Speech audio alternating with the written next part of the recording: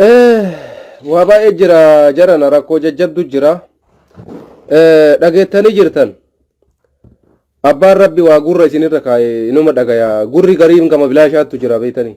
Gurri gariin amma gurri kiyya kun yoo akkana narra taa'e fakkeenyaaf akkanumatti gurri baay'ee jira. Gurra akkasiitii miti gurratu jira. Gurra qalbiin kisaa jaamtu jira. Gurra qalbiin isaa waa dhageettu jira. Ummanni keenya ijoolleen Suudi Arabiyaa keessa jiran sadarkaa biraatitti ce'anii jiru. Rakkinni isaanii daranuu hammaachaa dhufaa jira. Ani numaayyuu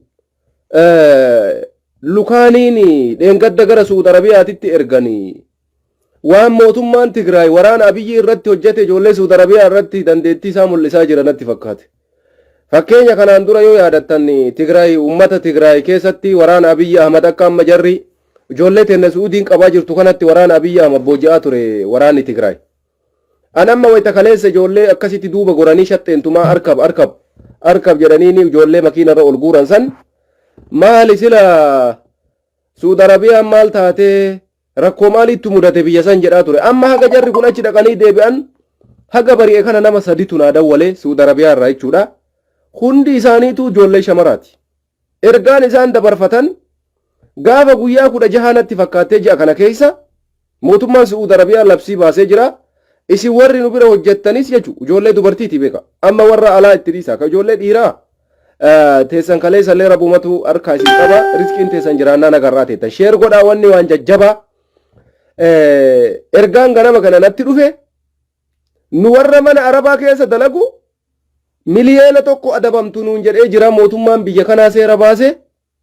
Kanaafuyyuu isinillee deemaatii mana ijaazaa keessanitti galaa. Haga qabaan kun diqqoo taragaaga'ee achi booda la jedhutti deebitanii galaa jedhanii ofirraa nu yaasaa jiranii jaan. Warri Abiyyi Ahmad dheengadda Suudi Arabiyaatti erge. Sheekoles haa ta'u lukaanii jedhan haa ta'u sila maali jaran isin maaliif deemtan Suudi Arabiyaa maal hojjettanii galtan? Mootummaa Suudii maal gootanii galtan? Maal irratti hojjettan mootummaa kana muluu dallansiiftanii? Mootummaan kun amma waan biraa keessa seenee ijoollee taa'uu dhoorge dhaaba dhoorge. Sadarkaa amma ijoolleen kun itti shamarran illee hojirraa yaasuu gayan kana maal dalaydanii galtan jara kan itti gaafatamuu qaban jara kana gaafachuu qaban manni kenna. Nu galchuuf dhaqanii waan akkasii keessa jiru ijoollee shamarranii yaasaa jiran kunoo amma daqiiqaa muraasa booda gadi naqa ijoollee Suudi Arabiyaa jiran. Wallaahi lazim ani waan haga qottee qeensaa kana ittiin dabalu. Ani dhugaa isinitti maan. Yeroo baay'ee amma nam tokko maaliif akkanatti uffattee teettee nutti haasofta ka jedhu illee dhabamu. Feestaala maaliif hin uffanne beektaniyan? Feestaala uffadhee tureyan ijoollee Suudi Arabiyaati sagalee ta'u jecha garuu akkanatti bilxiginnatti mul'achuu barbaada. Maaliif jennaan hamilee kiyya jabeesseetiin argamuu barbaada jechuu kiyya. Kanaaf ijoollee Suudi Arabiyaati feestaala sagalee ta'u hundi keenya itti fufnee jirra. Garuu yeroo hunda feestaala gara viidiyoo wayita laayivii dhufus feestaala uffadhee ta'u san xilaanni akka gadheetti akkana arguun barbaadu. Mataa ol qabadhee akka jarri gaddanitti itti mul'achuu barbaada. Kuni onnee kiyya keessa waan jiru na okkolchaa uummanni keenya. Gizeen kun gizema feestaala uffatanii laayivii seenani. Garuu san wanni godhuu dhabeef wallaaleetii miti beekeetu akkana godhaa jira. Nama fakkaannee itti argamuu qabna jara kana. Jarri nama akka nu fakkaannee nu gochuu barbaadaa jiran. Ulaagaa namummaa keessaa nu baasanii akka namaa gadi nu taanu nu godhuu deemaa jira mootummaan Itoophiyaa. Garuu nuti akkas ta'uu qabna. Mataa ol qabachuudha qabna. Gadda keenya ibsachuun nurra jira. Viidiyoo feestaala uffannee poostii godhuun dirqama. Garuu yeroo hunda arboo 20 sa'a feestaala uffannee laayivii yoo seennes inuma dandeenya. Garuu hamilee mootummaa kana bifa kana yoo gadi buufne amma ijoollee tokko baarree abbichuu kadhadhaa lukarratti kufaa u'uu jedhaa. Ati gooftaa keenna jedhaanii ati nugusa keenna jedhaanii isatti warwaadhaa aboo Abiyyiin nuun galchu yoo rabbiin nuun galchin. Rabbii miti Abiyyiin hin dhufa hin dabra. Seenaa isaattuu seenaan gurraachi galmaaya malee wanni Abiyyi sujuunnuuf takkan jiru nuti rabbi qofaa sujuunna. Rabbii dachiif samii uufe qofaaf harka kennina malee ummanni keenya harkan kennu namaaf jecha. Abaddan kana jala sararree ciniinee irratti duunalaa. Ciniinaa ijoolleen Suudi Arabiyaa jirtan. Ciniinaa ila. Lubbuun isin keessa haa baatu achitti. Abaddan harkan kennina. Wallaahi dhugaa isinitti himaa akka Hacaaluu Hundeessaa addunyaa kanarraa isin hin dhabamsiifne mootummaan kun. Abaddan abadan akka namoonni tokko gadi baatee Abiyyiidhaa sujuuduu qabdan jettan san hin goonu osoo wanni fedhe gale. Inuma hin goone san. Duuti waajiba nurratti. Sii galee obboleessa kiyya. Rabbi qofaaf sujuunnanu. Hin sujuunnu ilma namaatiif. Hin kadhannus gooftaa keenyas hin jennu gooftummaa takkan qabu. Isatu uf tuffachiise. Isatu biyya keenya tuffachiise. Isatu mootummaa ofii tuffachiise. Kanaafi ani maaltu natti dhagayamee iyyuu isa dhumaa irratti kaleessa galgala juntaan Su'uud Arabiyaa seene moo waan jedhu na dhagahame bakka. Juntaan amma namni nama booji'uudhaan nama qabee nama dararuudhaan viidiyoo waraabuudhaan beekamu uummata Tigraay kana maaltu dhalate Su'uuditti? Fidaniitiniin faannoo Amaaraa Su'uudii galchitanii jiran isin. Maal jetta Abiyyi Ahmad faannoon Su'uudii seente moo akkami? Maali rakkoon kun marti? Lukaaniin dheengadda Su'uud Arabiyaa dhaqe faannoo illee qabattanii garas deemtanii maal hojjettaa jirtan ijoollee irratti? Nam tokko afaan jiru. Ani nda'uun maal jettan? Nama ijoollee Oromoo Itoophiyaa ta'ee nama Itoophiyaatti ijoollee ta'e na buursisaa jiranatti fakkaata. Nam tokko afaan jiru. Nam tokko. Wallahi subhanallah musiibaa rabbiin ummata keenyatti darbe. Tokkummaadha ijoo jawaanne malee keessaa ba'uu hin dandeenyu. Sheer godhii ummata Oromoo mara fida. Ijoolleen Su'uudii jirtan. Intarneeta keessa sirreeffadha koottaa yaada kennadha. Isin warri biyya jirtanis argaa jirtan dhagayaa jirtan. Rakkinna ijoollee Su'uud Arabiyaa keessa jirtu. Ijoolleen balbala cabsaa jirti. Guyyaa kaleessaa nama mukarratti gad hidhanii ummanni kararra akkasii ciisuun ummata Itoophiyaati bar. Isin guyyarraa mallaqa qooddan Shimallis Abdiisaa birri simmintoo dheengadda hangaa saafaa Ibraahim dhoggattee naannoo Amaaraatti kennaa jirtaa meer. Saah akkanaa mishime dheengadda hangaa saaf taayyeen sababa birri sanii lubbuu fi wareeguu dirasii deeman. Birri simmintoo birri jimaa mallaqa san Shimallis Abdiisaa mootummoota naannoleetii hiraa jira. Mootummaa naannoo Amaaraa miliyeena 100, mootummaa naannoo Sumaalee miliyeena 50, mootummaa Affaar miliyeena meeqa 40. Birri hangaa isaan irratti lubbuun isaanii keessa bahuudhaaf wareegama irra gahan. Oromoo waan ijoolleen Su'uud Arabiyaa rakkachaa jiraniif beeytuu qofa. Beeytanii wallaahi waa takkatti qofaaf. Oromoo ta'uu qofa isaaniiti. Oromoo ta'uu qofaaf. Waan biraa wanni takka keessa hin jiru. Oromoo ta'uu qofaaf dararamaa jira. Oromoo ta'uu qofaaf achitti jira. Sigala.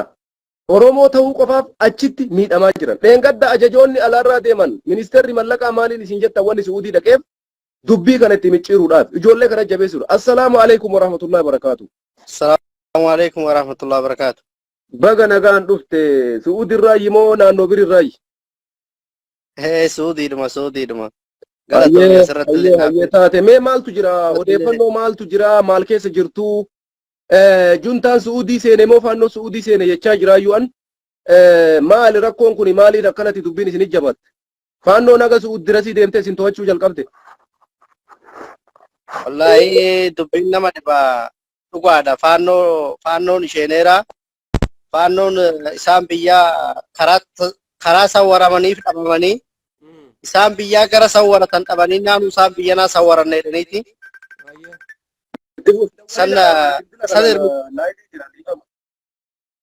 Warri waa bilbiltan rabbi jedha calla. Nutti hin dawwalina ijoollee Su'uudii fi sagalee ta'aa jirra jaran. Hayyee itti fufi. Isaan biyyaa sanillee gara sawwaratan dhabaniiti isaan kana sawwarachuudhaa yaada godhachuudhaa. Maayye. Isaan kunillee waa juuntaa mihi miskiina haadha ofiitii fi abbaa ofii gargaaruudhaaf misgiida ijaaruudhaaf beeta kiristaan ijaaruudhaaf ijoollee san isaan ijoolleen mana hidhaa keessatti amma sawwaratan kun. Jeen warra isaan lolu jiru san biyya sawwarachuu dadhabaniiti asis sawwarachuu barbaada. Hayyee. Mootummaan maallaqa barbaada malee saba ofiin barbaada. Nami biyya Suudiitti dhamee jira jedhee abbichuu jedhee bu'uudhaaf mirga hin qabu. Rabbi takkicha bichaa kadhannu. Dhugaa wallahi dhugaa rabbiiti. Akkasitti maan dhumne ijoolleen sun takkatti abadan nama kanaaf hin sujuudnu. Haa dhumtu. Rabbitu fixee. Ilma namaatiif nami sujuudan qabatu rabbi tokkicha malee. Na'am. Dhugaa keeti. Hayyee. Inni immoo ni Oromoon ofumaa keenya of ijjeesaa jirra. Takkicha nyaachisaa jira. Har'as ummanni Su'uudii keessatti illee qabamaa jiru. Ummatuma Oromoo qabsiisaa jira. Yaa. Dhuga. Har'as durus. Gin inshallah warra mana hidhaa kana rabbiin nu habaasu. Rabbii kaaliqee takkicha bajan. Ofumaa nu kalqee ofumaa isaatii rabbiin mala nu hada'u. Har'allee eegaa dhiyeen gaddaati nami qabamee malee hin qabamne hin dhagee. Har'allee qabaa jiran. Ummata miskiina mana keessaa baaseeti Qur'aan qara'u jiru Qur'aan irraa fuudheeti garas baaseeti bishaan itti rusheefaadha akka harreessa. Biyyi kun illee dhugaadha biyya kaabaan itti jiru malee kaabaa kana waan amanne isaan.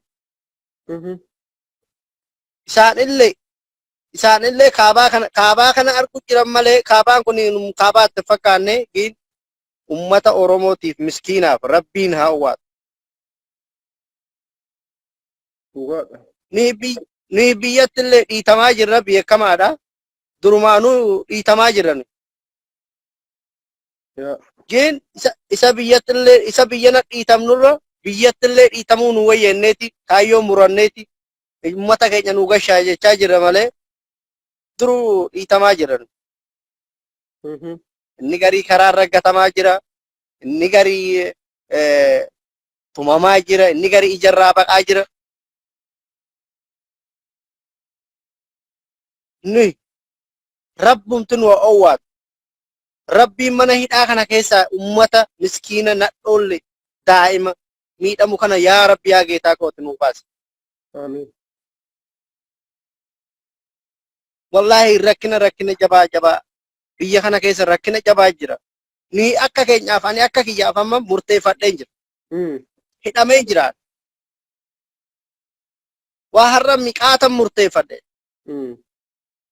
Maal murteeffadhe?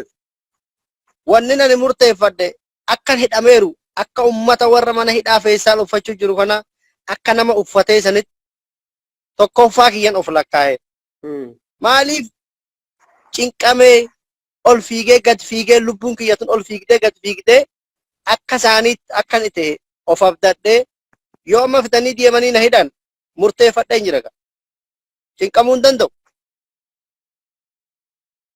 Lubbuu tana rabbuma baasa malee edee cinqamaa fitee hamma maan hin bahan ture. Hin lubbatti rabbuma baasa. Isaan gin amma isa o'uu isaanii kana ilaalna murteeffataniiran yookaan hulaa kana daaknee lubbuu keenya tana nu habaasanii yookaan immoo manum kana keessatti ibaadum keenya godhannee hin duwana yoo duwane isa duunu jedhanii rabbi isaanii bu'achaa jiran. Isaan amma ilma namaatti hin bu'an. Isaan amma ummanni amma kalee isaa amma jiran argaa jira miidiyaa kana ilaalaa takataatalaa jira. Abbichuu warri heddu jiru. Abbichuu waan kadhannu nuyi rabbi kadhannu.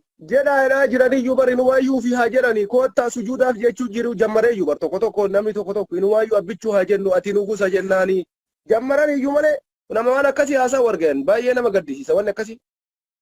In jennu nuyi unkwaan isa rabbiin mana hidhaa keessa nu kaahee mihi billaha asirra yoo nu qabanii waan jennu. Abbaan jechuu fedhaa jedhu malee. Haa jedhu abbaan fedhe haa jedhu wallahi haa jedhu abbaan fedhe. Lubbuun eenyuyyuu yoo armarratti illee yoo billaha asirratti illee qaban yaa Rabbi Allah Geetaa ko ofumaa nu kalqitee yaa Rabbi ofumaa keetii nu farra jenne Rabbi takkicha kadhan.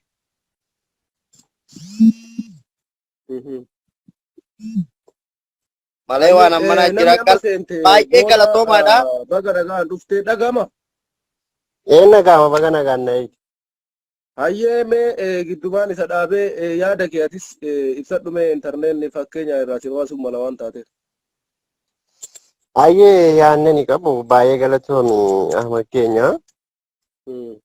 Waliiyyuu waliif falmuun utuma jiru dhugaa qofa irratti xiyyeeffannee waliiyyuu qabna. Maaliif yoo jette viidiyoo bara darbeetiif suuraa bara meeqaa asirratti ol baafnee garii yuutuubiidhaaf garii laayikii garii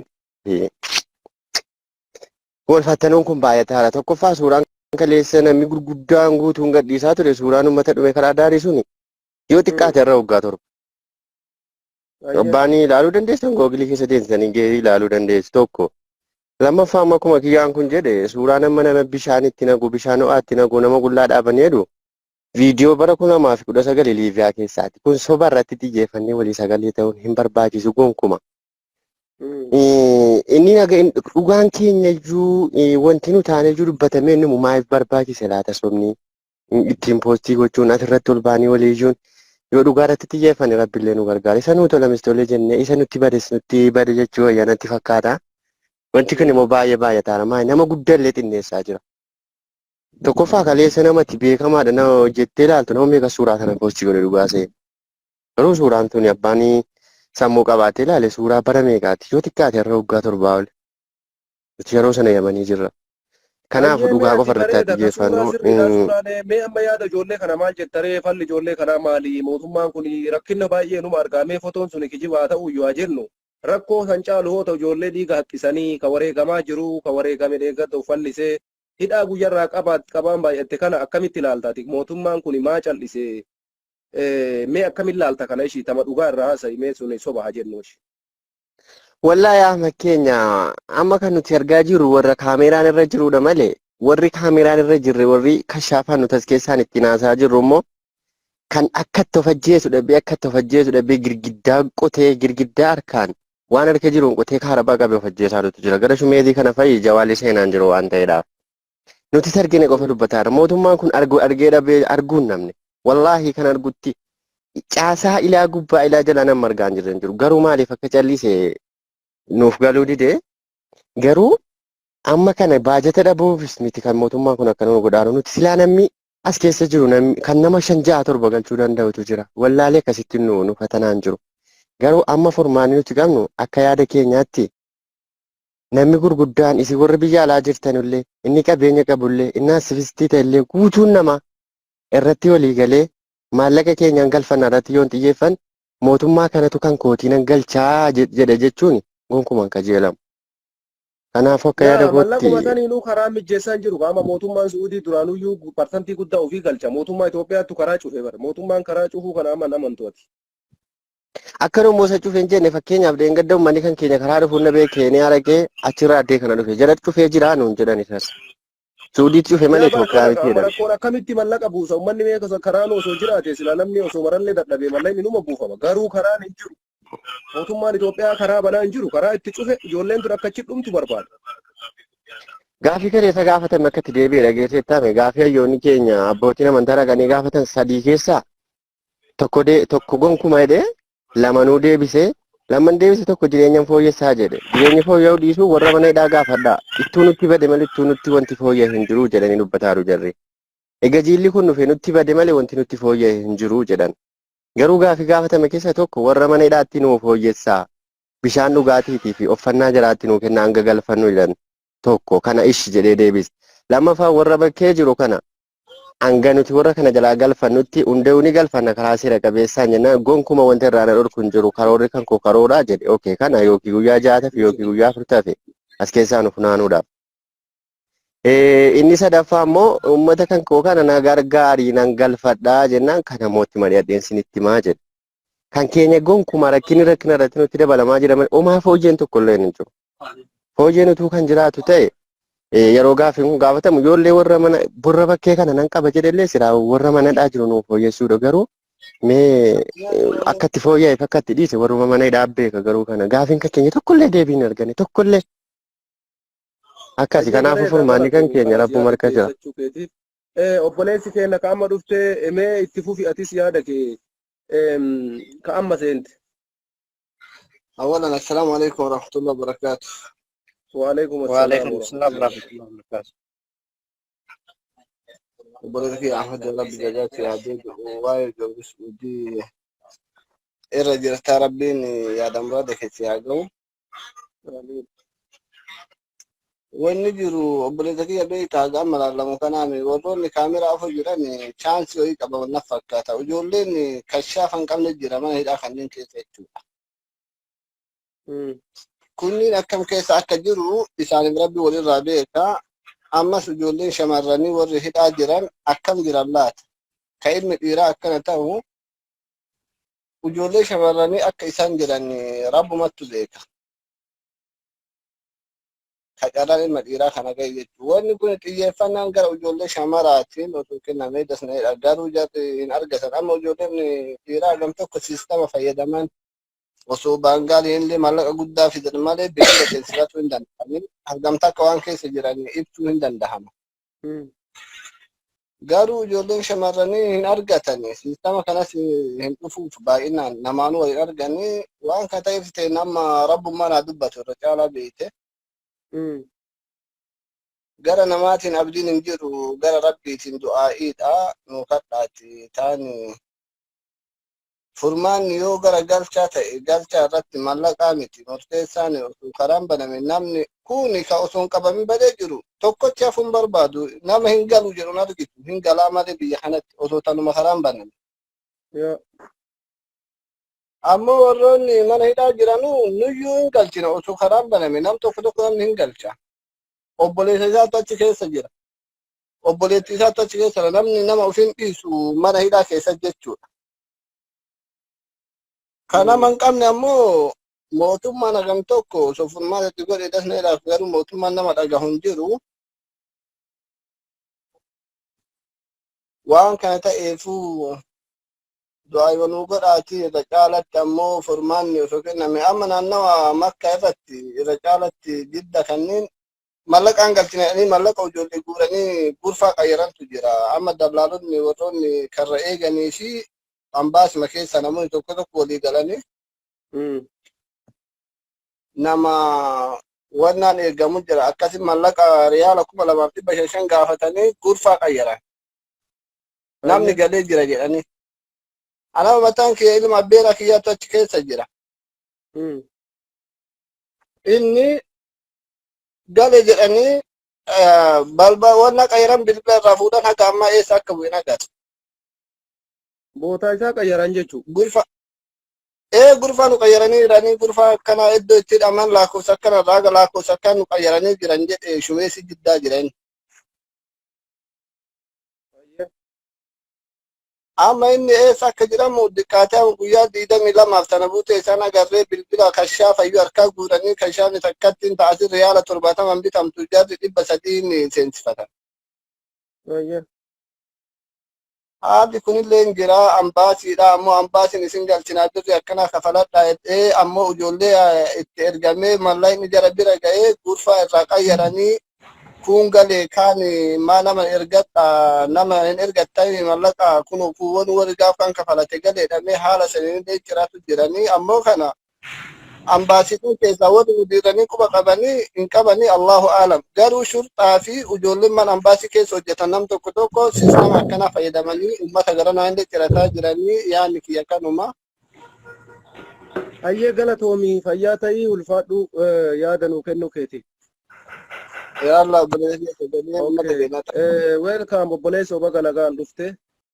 Baga nagaan neetes galatoomii.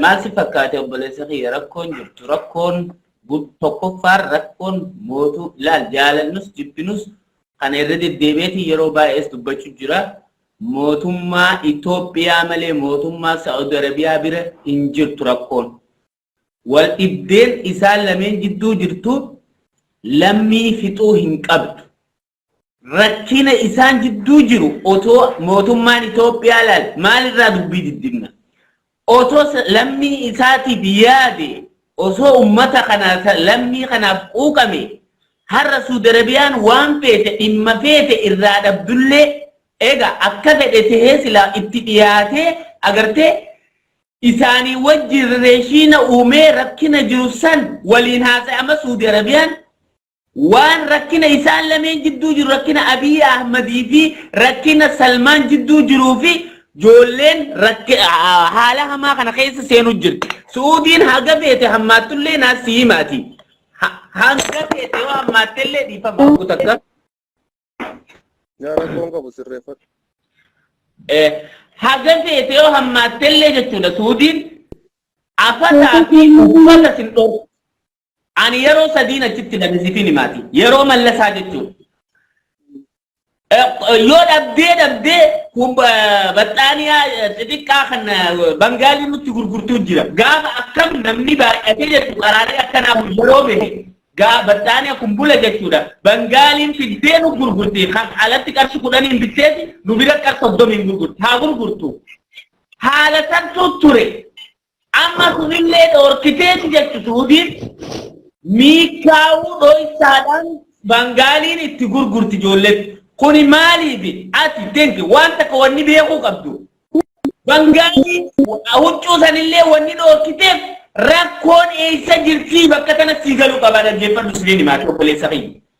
Rakkoon jirtu Abiy Ahmad bira afaan qabatee taa'uu miti lammiidhaaf jecha namni yeroo rakkate eega yoonii fi lammii kana ummata kana dura bu'eetiin eega hoggana Itoophiyaa tana jee waan irraa Suudii komandu hin qabnu biyya isaaniiti Suudiin har'a nama raabuun eegalle har'a nama qabuun eegale durirraa nama eega rabbiin qabeenya isaanii sanirraa eegaltee durirraa nama qabdee galchiti ammoo yeroo qabdee amma fakkeenyaaf Yamaniin sii tuqa Yamanoota baay'inaan akka keenyatti kan biyya san seenu Yamaniidha jechuudha akka biyya biraatti Yamanii fi Itoophiyaadha Yamaniin gizeenii fi seente gaafa isaan heddummaatan ambaasiin yeroo nama baay'ee fudhachuu hin dandeenye jechuudha ambaasiin Yaman beekamtii yeroo hin kennineef dhufee jechuudha keessummeessuu jechuudha Suudiin tullaala akkamini beektaa gizesi qabdee ambaasiin si jaamte safaaraa keessa si jaamte safaaraa keessa si jaamteeti nama kee hanganaan nu bira jira nurraa qottuuti beekamtii kanniifi nuti siif galchinaadha heera kun heera Suudiiti dhuftee safaaraa waa biraatiin gootu nama hanganaa si bira jiraa kana beekamtii kanneefi galchiidha bakka rangas laas baasee akka baastuuf biraa buutu sanboota ashaaraa sirraa buutee si galchiti Suudiidha si galchiti tabaasii sirraa baasu baasii xayyaaraa sirraa baasu tasi nyaachisu Suudiidha amma akaala ogguni fi akkasii Yamaniin heddummaate baay'inaan Yamanoota kana maal godhan gide safaaraan hin dhufnee turte walitti qabdeeti Suudiin baasanneeytee walitti ollaadhaami jarri huduuda irratti naqaniif daangaa Yamanirra naqanii qawweetti qabanii deemaa karaa biyya teessanii ol seenaa jaaniini achi ari'an firraa. Haala akkasii turte. Amma rakkinni amma isaan lameen jidduu jiru kun hanga baxaaniyaa alaa bitatanillee baangaalii dhoorkisiisanii feestaalii uffisiisuun rakkoo Malik Salmaanii fi Abiy Ahmad jidduu jiru tan. Rakkoo tana Abiy Ahmad maaliif ummatuma isaa kanaaf jecha rakkina jiru kana gantaa ifi abbaa jala kufee ifirra qaba ummata kanaaf yoo yaade rakkina jiru kana isaa waliin dubbatee maaliif furmaata hin fine amma qabadhu naa taa'in obboleessa kiyya maal jette naanji rakkoon ummata Suudiidhaa hidhamtoota Suudii mucaasu maal jee naanji Abiy Ahmadii fi Malik Salmaan jidduu jirti yoo isaan lameen jidduu rakkinni hin furamin abadan ummanni kun numa rakkataas keessatti kunoo qabii naa taa'in dubbitan tanan sinja rakkina isaan jidduu jiru garuu isaan hin beeka walii galtee waan duraan waliif kaayan waan yoo gaafa wayyaaneen jirtu Suudiin dhimma Itoophiyaa keessaa qabdu Abiyyiin amma dhoorkate walaa waan yoo walii galanii jiran hin beeku kana rakkinni jiru naa siimaati maalirraa diddiban wanni eenyu maarreesha Kamishamnus dubbatee jira irra diddibullee sodaatee jechuudha Ahmadin Jabalillee irra dibullee waan takka tuqee jira. Keessoon jirtummoo rakkina jara lameen jidduu jiru abadan kunoo qabiinaa isaa hin dubbitan. Rakkoo mootummaa lameen jidduu gurguddaa jidduu jiru malee jarri xixiqqaan kun dhaqee waan takka inni fidu hin jirtu. Hanga Malik Salmaan gubbaarraa waa itti gajja'uunitti waa takka inni immoo wanni inni eeggatu Abiy Ahmad kalaama isaa barbaada isaa wajjin dubbachuu fedha. waliigaltee isaanii ta'e irra wal didan ammoo Allahu aalam gurbaan kun yoo lamni kanaaf yaade waliigaluu ni qaba Suudii wajji rakkoona dubbiin dubbii jajjabduudha waliigalatti numaayyuu amma beeyta wanda jettu kun basirriidha mootummaan kun numaayyuu akka gaafa jarattiin dheengadda dhayte qabaa ni jabeessaa jira warra hatta mana keessa jiru arabni kunis sodaataniitiniin ufirraa gayyaasaa jiranii Oromoolleen duula jabaa geggeessaa jira kanarraa mootummaan kun hedduu cinqamee jira ka Suudiillee jechu kanarratti qabaa hammeesse rakkoon akkuma tijerte waa waliigaltee zabana wayyaanee Suudii wajjin jiru san yookaan Abiyyiin faallesse kanarratti komiin uumamee sanirraa akka ka'ee wal dura dhaabbatanii ummata Suudiitiif bakki duraan jiru dhabamee ummanni kun miidhamaa jira sirri kuni Abiyyiin waa wayyaanee dalagaa balleesse yaa sagalee kiyya waan ni xiqqoo akkanatti hin dhageessifneef namatu irraan dawwalee innaan sagaleen gadi wanni jedhe sababii kanaafi ummanni Suudii jiru amma walumaa galatti falli maali haa goonu anama karoorri kiyya tokko adda durummaadhaan maatiin ijoollee kanaa biyya keessa hiriira geggeessuu qaban isa jedhu kana lamas borisira deebi'ee dubbadhaan maaliif jennaan ummanni Itoophiyaa hiriira yoo hin bahin furmaanni argamuudhaaf hin deemu. Amma wanni ni kana si kaaseef maali ni beekta? Dhiibbaa Abiyyi irra godhuu qaban. Abiyyi malee Saa'udii rakkina takka hin qabdu. Uummanni biyya keessa dantaa uummata isaatiif je'ee namticha kana sossoosuu qaban. Namtichi kun akka fuula gara Saa'udii deebi'ee osoo har'a inni isaanii wajjin maana tuffataadha Saa'udiinis nabbiira. Inni na haa dubbisuu jee fakkaamil shamsuudha. Mootummaa Keeniyaa irraa dheeyne hin jenne. Keeniyaa irraa dheeyne jechuun maali? Hariiroo jarri lameen rakkina jarri lameen qabu. Maaliif dubbii irra diddiban? Yoonii fi lammii tanaaf yaade waliin dubbachuu qaba. Bilbila yeroo takkaatiin furmaanni kun cufti dhufa silaarra dilaa kanaami. Bilbila yeroo takka osoo namtichi kun ka'ee Malik Salmaan saniif bilbilee wanni maaliif rakkina keessa jiraan egaa lammii kanaaf yaade hojii maalirraa qolummaan isaa maaliif barbaachise? Itti dawwalee yeroo za'aata kengeenye otoo wajjinaa taa'e furmaanni sa'aa 24 keessa ijoolleessan akkana kabajamti dhugaan si himaanii. Kana haala hin jiru uummanni biyya keessa ka'ee ijoollee isaatiif dhiibbaa godhu qaba, hiriira bahuu qaba, iyyuu qaba. Hin jiru wanni biraa nagaya jiilachiitti ergi maalitti ergi tuffatanii wanni hidhaanii deemsisan jala dhugaan si himaati. Baasa karaa deemu kanaanii jiila inni deengadda ergeessan baasa karaa deemuuni dammaam geessan jala. Kun maal jechuudha tuffii uummata jiilee ergallee hangas takka tuffachiise namtichi dhageesse. Kanaaf wanni jiilee erganiis hin jirtu mujirima lameen jidduutti uummanni keenya rakkachuu jira. Kunis mujirima namtichi Salmaanis kunis akkasi jarri lameen walii galuu qaban jarri lameen yoo sabaaf yaade yoo uummata Itoophiyaatiif yaade Oromoo irraa dhiisnaa'u akkuma Itoophiyaatti yoo uummata kanaaf yaada kan jiru taate bilbila yeroo takkaatiin rakkoon tun cufti furamti. Kanammoo furmaanni uummanni biyyaa haa lafaa jechuudhaan akka biyyatti.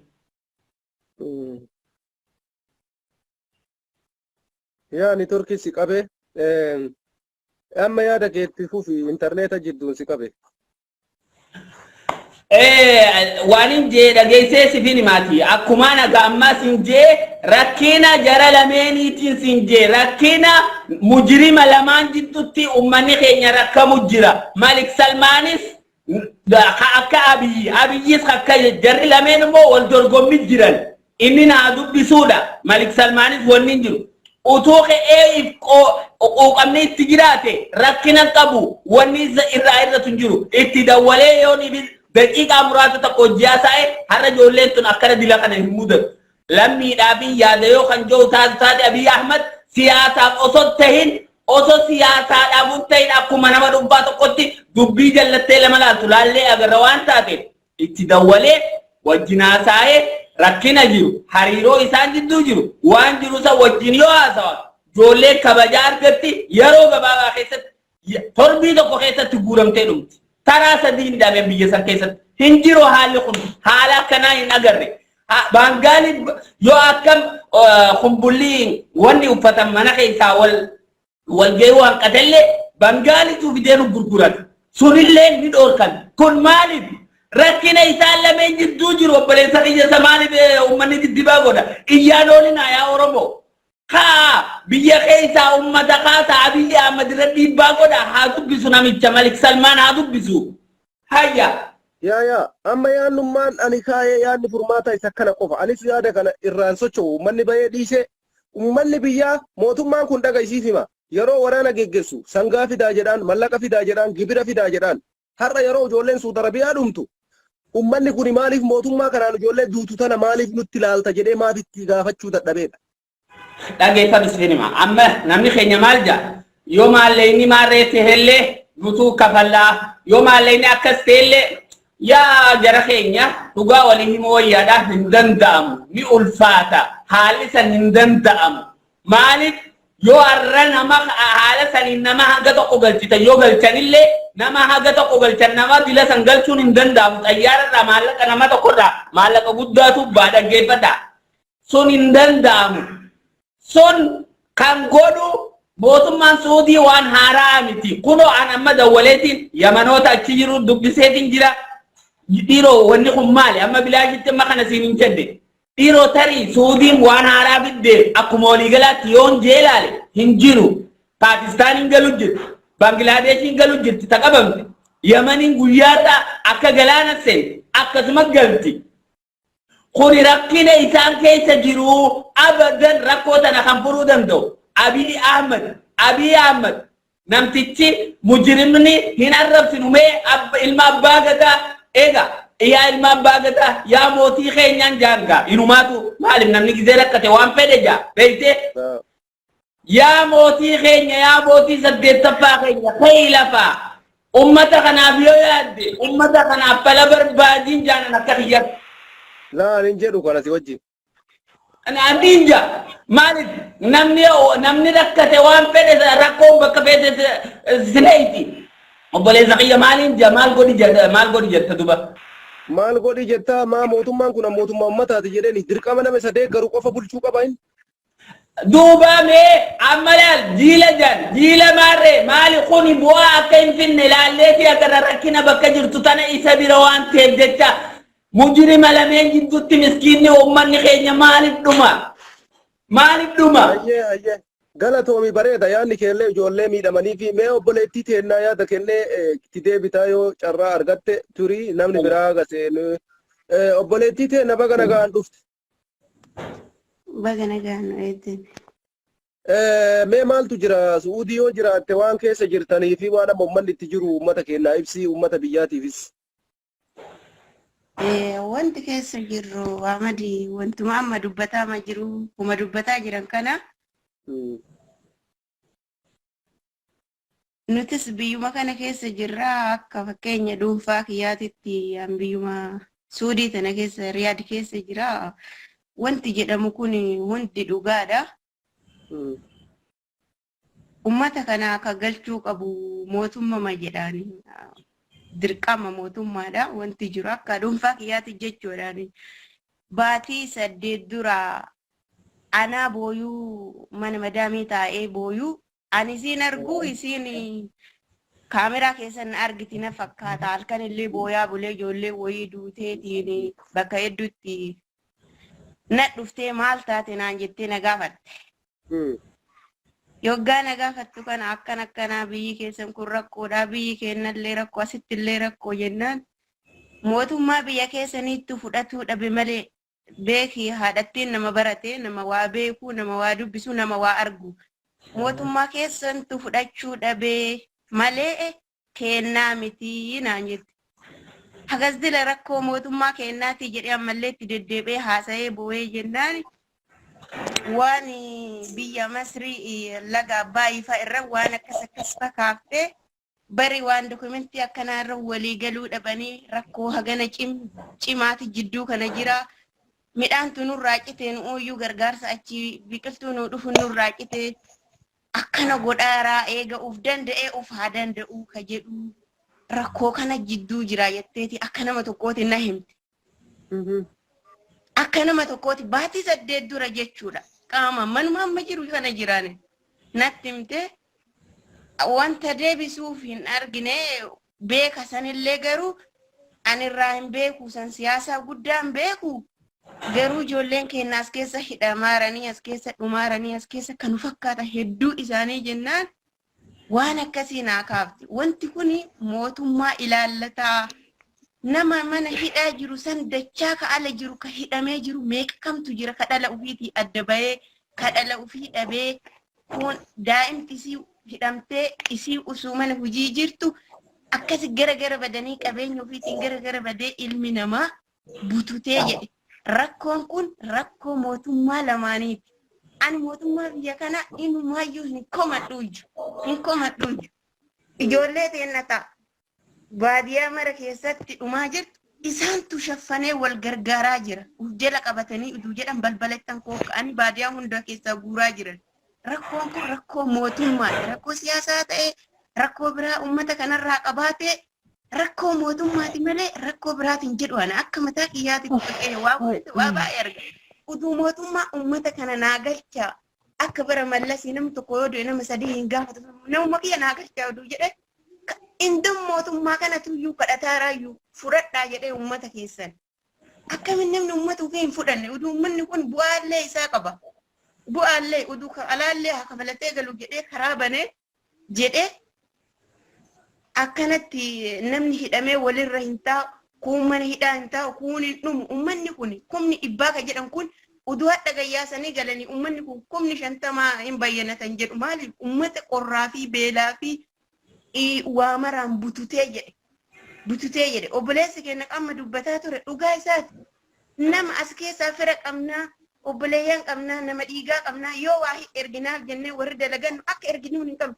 lafa birrii 20 deema yookiin 50 deemanii namaa fitan yookiin birrii 500 namaa fiduuf birrii 300 nama gaafatan lafa san deemu asir riyaad irratti argi deemu bangaaliin namni keenya dhaquuyyuu bangaaliin birrii 300 nama gaafatti suudaaniin nam sanuun argitu nama keetii waa godhuu mirgan qab waa godhuu fi hin dandeettu rakkoo jajjabaa keessa jirtu uummanni suudii kun namni keenya ka waraqaa qabullee namaa waa godhuu hundan qabu anuu eessa qabama eessatti bayaa jalaa jedhaa deema uummanni rakkoo jabuu keessa jira uummanni ana waan jedhuu qabu Ahmadiin yaada furmaataa maaltu furmaata ta'a jettee yaadda yaadni furmaataa akkuma gizee Jawaar hidhame hooggantoonni siyaasaa uummanni biyya keessaatii biyya alaallee ol ka'e sanitti uummata kana hundaa ol ka'uu qaba ka biyya keessaallee ol ka'uu qaba ka keessattuu ka biyya alaa uummanni dhageettii qabu abbootii amantaa hundi isaanii sabni keenya akka Itoophiyaatitti Oromoo qofa harka Oromoon guddatteef Oromoo qofaa miti nama hedduu ka sagalee dhabee as keessa dubbachuu fi qaba uummanni dhageettii qabu. Uummanni biyyaa irra caalaan walakkaan waanuma kanaa ka oduu hin qabne jira obboleeyyan wal beekna amma ijoollee as keessa hidhamte mucaa isaa hidhameef hidhamuu hin beekne jira biyya kana keessa biyya keenya keessa yoo oduu irraan dhabanii sagalee isaa dhabanii takkii du'ee takkii hidhame jedhanii jedhisan oduu kan qabne jira uummanni qoonqoo ofiitii fuudhumataa jira waa'ee ganaa niitoorkii waa'ee miidiyaa hordofee ijoollee suudiitii fi sagalee ta'uu dhiisaatii uummanni uummata magaalaa wate malee uummanni baadiyyaa qoonqoo ofiitii fi rakkoo jajjabduu keessa jira namni. Ayyee galatoomi mee obboleettii teenya ta'a amma seente Faatumaa mee sibira maaltu jira sibira moo? Ahmed Atillee galatoomi gisee hundaayyuu si argina sagalee nu ta'aa jirta. Gisee hundaan si hordofa YouTube irrattillee si hordofa asirrattillee si hordofa. An akka nama tokkootitti akka nama obboleeyyan kiyya achi keessa jiruutitti yaa'an obboleessi kiyyallee jiraate amma hundi obboleeyyanuma kiyyaa beeka warri akkatti miidhamaa jiru yoo qaaman bira hin jiraatinis atis ni argita waan suudii keessatti ta'aa jiru. Amma ani ijoolleen goddanyaa kiyya kana biraa hidhamtetu jira ji'a 8 achi keessa jirtutu jira mucattiin dhala goddanyaa kiyya jechuu qaba akka takka gallu. Ka wajji nyaannee wajji dhuyne achi keessatti amma gaafa as keessaa bahe faayidaan ala tahee jette faayidaan bakka amma boodaan bakka faayidaan ala tahee mungkin qaru imaanti warra kiyya bira haa galuuf malee amma booda faayidaa fi miti kan baasaa isin hin jennu ka sagalee nu ta'a jennee uummata Oromoo miliyoona 60tti iyyannu asuma qaru imaanti na biyya haa taatu malee faayidaan ala taanee jirraa jedhan takka amma wanti an akka kiyyatti akka nama tokkootitti dubbachuu barbaadu warra biyyaattu rakkoo qaba. Warra biyyaattu rakkoo qaba. Isi warri sagalee nu taatan nu taya amma warri ka mootummaa deeggaru dhufee amma isinii amma hajansini dubbii ashandaa isinii baasa amma gisee isin akka sagalee nu taatan kana amma dhufee ashandaa isinii baase achitti hin tarinaa rabbi yoo sodaatan sagalee nu ta'a obboleeyyan keenya dhumaa jiran faayidaan ala jiranii namni kun 100 jettan 50 faayidaa keessa hin jiru gaafa biyyatti gale takka akka obboleettiin teenya jette warri biyyaa dhugaa jettee warri baadiyaa jiran ilmoon isaanii akka mana hidhaa jiru inumaan beekan kan beekne jira warra nagaafate jira micaan wallaa kiyyaa ka hidhame gaafa warra kiyyatti bilbilu quba qabdaanaan jedhan bari nuraddiin hidhaan jira bari hidhameen jira ka jedheentu jira namni jechuudha beekte kanaafuu amma jechuudha wanti nu godhu kan warri biyyaa lees ta'a qeeteena nama hidhame qeelee teellee nama hidhame nama hundaas keessa jiru kun mana qaba maaliif warri biyyaa gabbayee sagaleen hin taane lees sagaleen hin taane hin arganii Facebook hordofa namni kulliin ni hordofa maaliif sagaleen hin taane warri biyyaa warri dhageettii qabdamee warra biyyaatiin nugaa sagalee dandeettii erga qabaattan erga sagaleen isin jalaa dhagame nu gahame ammal jechuu ani laal xumuradheetiin bayan hunduu namni kanuma haasaa beekee amma gaafa guyyaa 16 irra qaraarri ka'uudha jedhan kalee arabiidhaan natti argisiisti namitti hin tiyya. Sagalee qaraarri ka'uu heda gaafa guyyaa 16 irraa qaraarri ka'uu heda. Itoophiyaa qabuu hedanii Sumaalee qabu nama hundaa qabuu hedan namni iqaamaa hin qabne tokkochuu iqaamaa qabdaa jetteen na gaafatte hin qabaa hin jedheen yaada hin qaba jennaan inni kalaas rakkoo hin qabu namni takka mana arabaa keessatti namni takka hafaa hin jiru jedhan.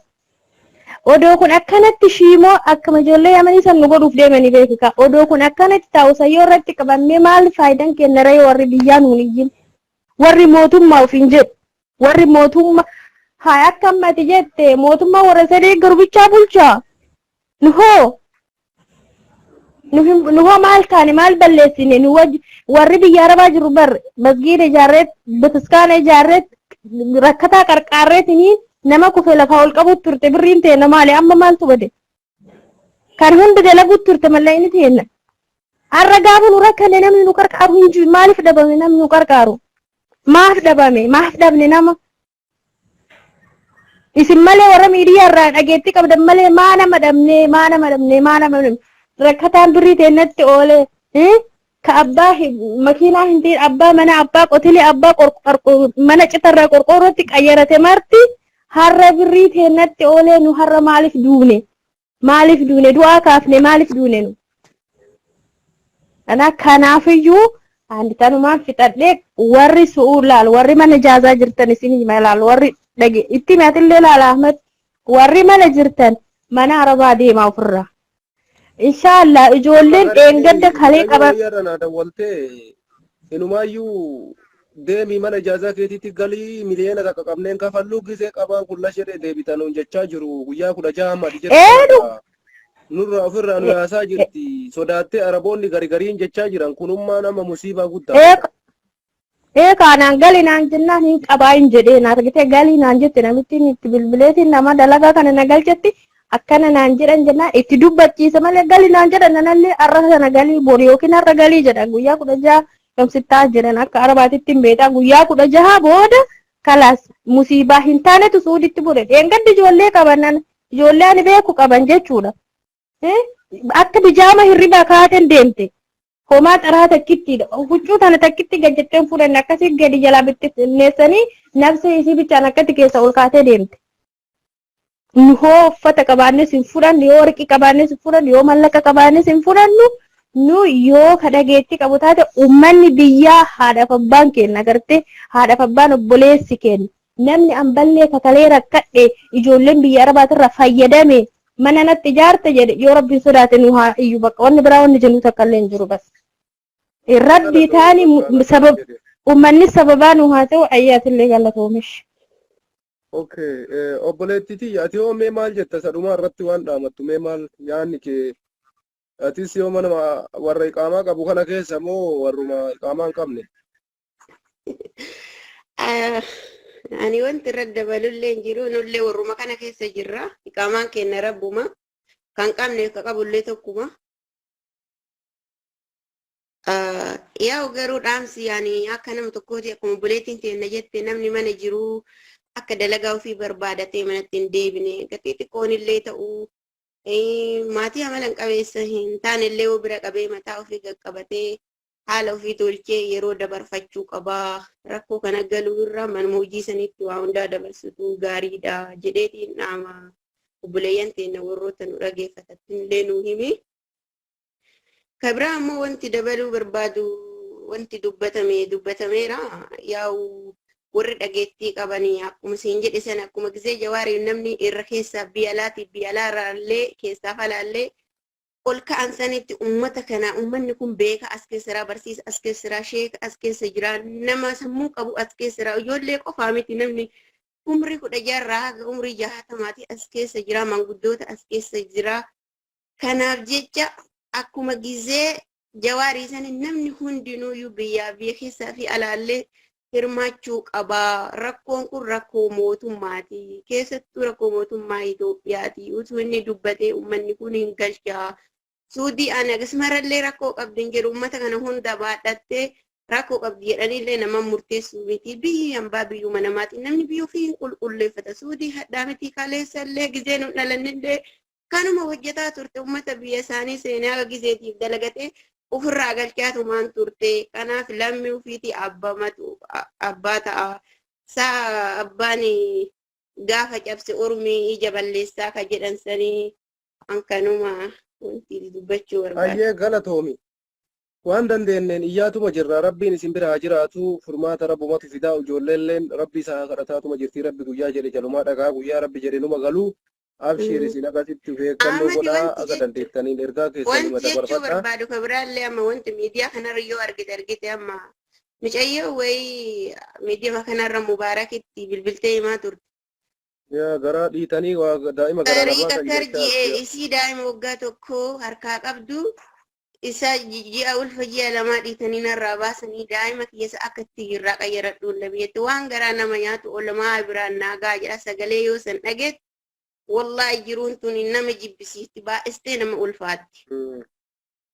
Kanaaf wallaahi namni keenya dhumaa jira daa'imman haawwanni ijoolleen shamarran rakkoo keessattuu shamarran rakkoo alarrattuu rakkinni keenya guddaadha rakkoo mana hidhaa san keessatti bakka anullee amma abdii murree sanuma ka jedhu abdii murannee taa'arra wallaahi abdii murannee bakka akka nama hin jirre tokko of laalaarra bakka mootummaan biyya keenyaa maafnu wallaalee maafnu beenne nama kana uduu fudhate uduu fi qabee namni kun nama isaa iyyuu utubeetiin haleessallee utubee hadhallee utubee yoo diigdeellee ta'e mootummaan waan ummata kana godhu hin jiru ummatuma kana ummata kana kama ala jiru kanaayyuu karaa banee galaadu jedhe amma fakkeenya akka mataa kiyyaa warqataa urga galchee ji'a 11 keessa galchee biirootti hin baasitti hagadhaa bilbila nurraa fudhatanii maqaa dokumentii guutanii hagadhaa namni nu waame hin jiru halkanii guyyaa silkima yennu hirriba olkaanaan silkima laal nu bilbilanii jedha.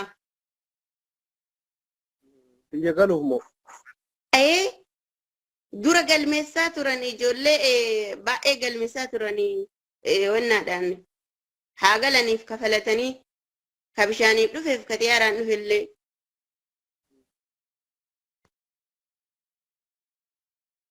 Bareeda kanas inshaallah waliigalatti rabbiin isin bira jiraatu asii bar nama galchuudhaaf nama laalaa jira. Nama baay'eetu asiin erga garuu yoo ani itti ergu qabatanii intarneeta isaaniitti rakkoo qaba. Akkasii bakka obboleettii xiyya galatoomi rabbi si bira jiraatu. Akka dandeenye isin yinaa nuti waan kana oduu waan goonuu qabnu biyya keessaan amma furmaanni keessan biyya keessa uummanni mootummaa kana udhee morma isaa qabee hin baasamu ijoollee ta'e baasu yoo hin jedhiniin furmaanni hin dhufu akkanatti kanaafuyyuu furmaanni biyyarraa jedhee amanaan akka kiyyatti kanaaf akkasii galatoomi atis fayyaa ta'e. Baay'ee isinillee galatooma waan sagalee nu taataniif ammallee sagalee nu taa'anuuf hifatina ijoollee suudiin hifatina sagalee ta'a waliin gahaa warri dhageettii gurguddaa miidiyaa gurguddaa qabdan waliin gahaa amaanaa isinitti taata warri duuka hafellee tanuma abdiin namni hundinuu qabdatu kanuma bakka anillee bakka tana ima dhandhamaa ka jedhu namni abdii kuteetiin bakka waan takka wallaahi jiruu itti hadhoofteerti ijoollee. Akkasii jarana obboleeyyan keenya bakka jirtanitti jabaadhaa nama baay'ee isinii erga garuu intarneeta keessan rakkoo qaba Ramadaan Umar yeroo baay'ee si ergee Nabiyaa Muhammad yeroo baay'ee si ergee si biran ga'u ani si malee soonsaa ka jedhu yeroo 2-3 si ergee intarneeta keessan rakkoo qaba natti fakkaata warra amma maqaa isin dha'e kana hunda keessan isin ergee ture. Hedduu nama gaddisiisa wanti deemaa jiru rakkoon jiru akkuma isiniin jenne ijoollee Suudi Arabiyaati furmaanni Abiyyi Ahmad bira jira. Abiyyis akka furmaata godhu furmaata kan itti goosisu ummatuma biyya jiru. Dhugaa isinitti himaan jaalanne jibbine warri biyya keessa jiru gadi ba'ee mootummaa kanaan furmaata ijoollee Suudi Arabiyaa yoo kan hin gaafanne taate wanti biraa wanti furmaata ta'ee anatti mul'atu hin jiru. Laazim ummanni biyya jiru Abiyyi Ahmaditti hiriira ba'ee ijoollee keenya nu galchii yookaan mootummaa keessa ni jettee na filattan jettee damoosa nurraa guurtaa mallaqa sabassabdaa sangaa guurtaa hoolaa guurtaa re'ee guurtaa bakka kanan taanetti wanti biraa hin jiru maaliif nu cal'istaa haga yoom ilmaan teenya akkatti achitti ilaalta jedheeni warri biyyaa gadi ba'ee mootummaa kanarratti hiriira geggeessuudha. Kun yaada dhuunfaa kootiiti. Saniin gara kaanitti osoo mootummaan Itoophiyaa Abiyyi nama kallattiidhaan waan kanaaf bakka kenneefii hin dubbatin wanti ta'uu deemu hin jiru. Dhugaa isinitti himnaa nu kana jechuun mootummaa tokko akka beeynutti mootummaa jechuun nama isa deeggaruuf kan isa hin deeggarreelleef bakka bu'eetiniin biyya takka bulcha malee deeggara isaa qofaaf biyya namni bulchu hin jiru. An kana dhagees hin beeku waan addaati kunummaan mataan isaa. Kanaaf wanti hedduu nama gaddisiisu isa kana. Kanaaf uummanni keenya jabaachuu qabna. Sagalee ta'uun daran waan duraanii caala jabeessinee ittuma fufuu qabna. Waan biraa dadhabee Abiyyi illee yoo mara waan nu godhu dhabe feestaalumaa uffatu bakka maal godhare waan biraa hin jiru. Yoo akka mootummaa Itoophiyaatitti ulaalee ijoollee tana biyyatti deebisuu hin danda'in feestaala uffatee gadda isaa ibsatu innillee. Akkasuma jenna maal jenna waan biraa namni silaa biyya bulchu tokko uummanni kun maaliif waan kana dalaga jedhee ijaan arguu wallaallee ijaanim argaa osoma arguu akka nama nagarreetti callisee jechuudha. Kanaaf waan biraa yoo dadhabe yoo humnaaf dhabe yoo biyya sanitti ijoollee san galchuu dadhabe feestaalallee taatu uffatee akkuma nu sagalee taa'aa jirru kanatti feestaala uffatee ijoollee Suudi Arabiyaati sagalee akka ta'u Abiyyi Ahmaditti hima. Waan biraa yoo dadhabde feestaala uffadhu jaani maaliif jennaan waan ijoolleen sun uffatan uffachuu qaba. Ijoolleen miidhamaa jiran kun achitti dhumaa jiran kun lammii Itoophiyaati. Yoo ijoollee kanaaf gadda qabaate galchuu yoo dadhabes feestaaluma uffatee gadda isaa ibsachuu qaba. Assalaamu alaikum.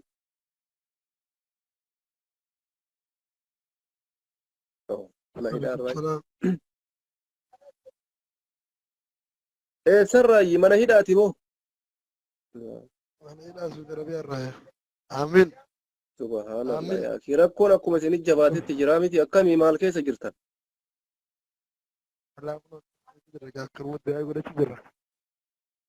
Allah. Rabbiin isin biraa jiraatu kaa kunoo nuti akka humna kennaa akkanumatti waan dandeenyuun qaama dhimmi ilaallatutti iyya keenya dabarsaatuma jirra isinillee ammoo aga dandeessaniin dabarfachaatuma jirtanii. Mee amma maal keessa jirta mana hidhaa kamirraa iyyate amma ganama kana ijoollee wayii bakka mana hidhaa biraarraa mana cabsuuf deemna maal jechaa jiranii. Akkamitti jirtan amma naannoon ati jirtu kun mana hidhaa eessaati? Mana hidhaa Riyaad Tariqa Karji jaanini. Riyaad Tariqa Karji jaanini. Tariqa Karji okay. Akkami kaa maal keessa jirtanii? Mee maal fakkaata akkaataan uummanni bakka sanitti tasgabbiin uummataa namni baay'een cinqamee waan hin taanetti foofaa jira uummanni beeytaa namni hedduu yoo laallu hedduu nu rifachiisaa jira. Fakkinni keenya egaa manguddoon as dhuftee deemte boodanii hammaattee shurtaanis.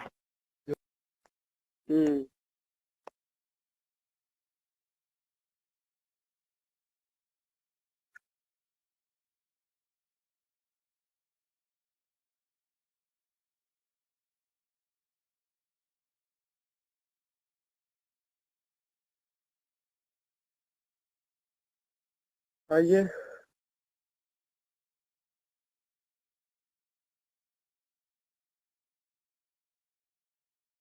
Amma mee poolisii naanjaa isiniin hin dubbatu waan silaa haga sawwaa nyaattan isinitti fiduu waan dhuwitan waan akkasiisan akkami?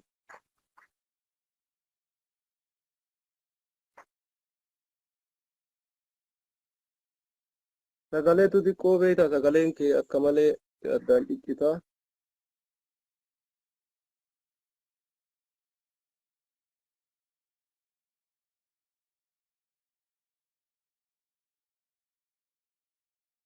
Wallahi garaa nama nyaataa.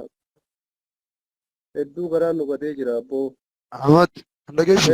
Dhagaa xiqqoo mee sagalee kee ol kaasi waan irratti dubbatu dhaga'u.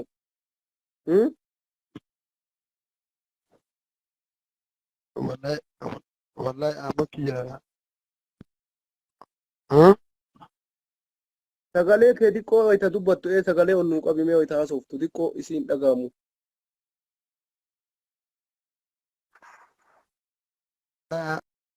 Ahmad kiyya amma yeroo tana keessatti hedduu rakkoo keessa jira ni beektaa?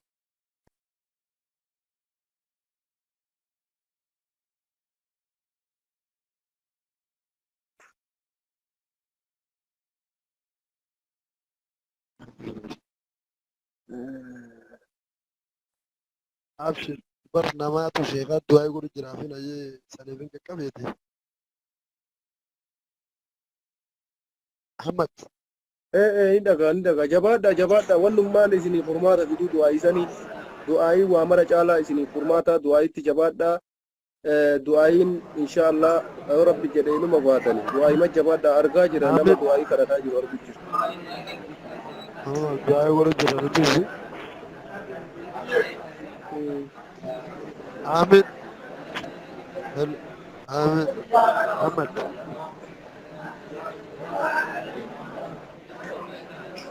Doa wannu jabaadha. inshallah wallahi rabbi isinaa baasu rabbi Wanni lakkii goonu isinaa kunoo baasu. wallahi dura ko hamtuu qabu jira.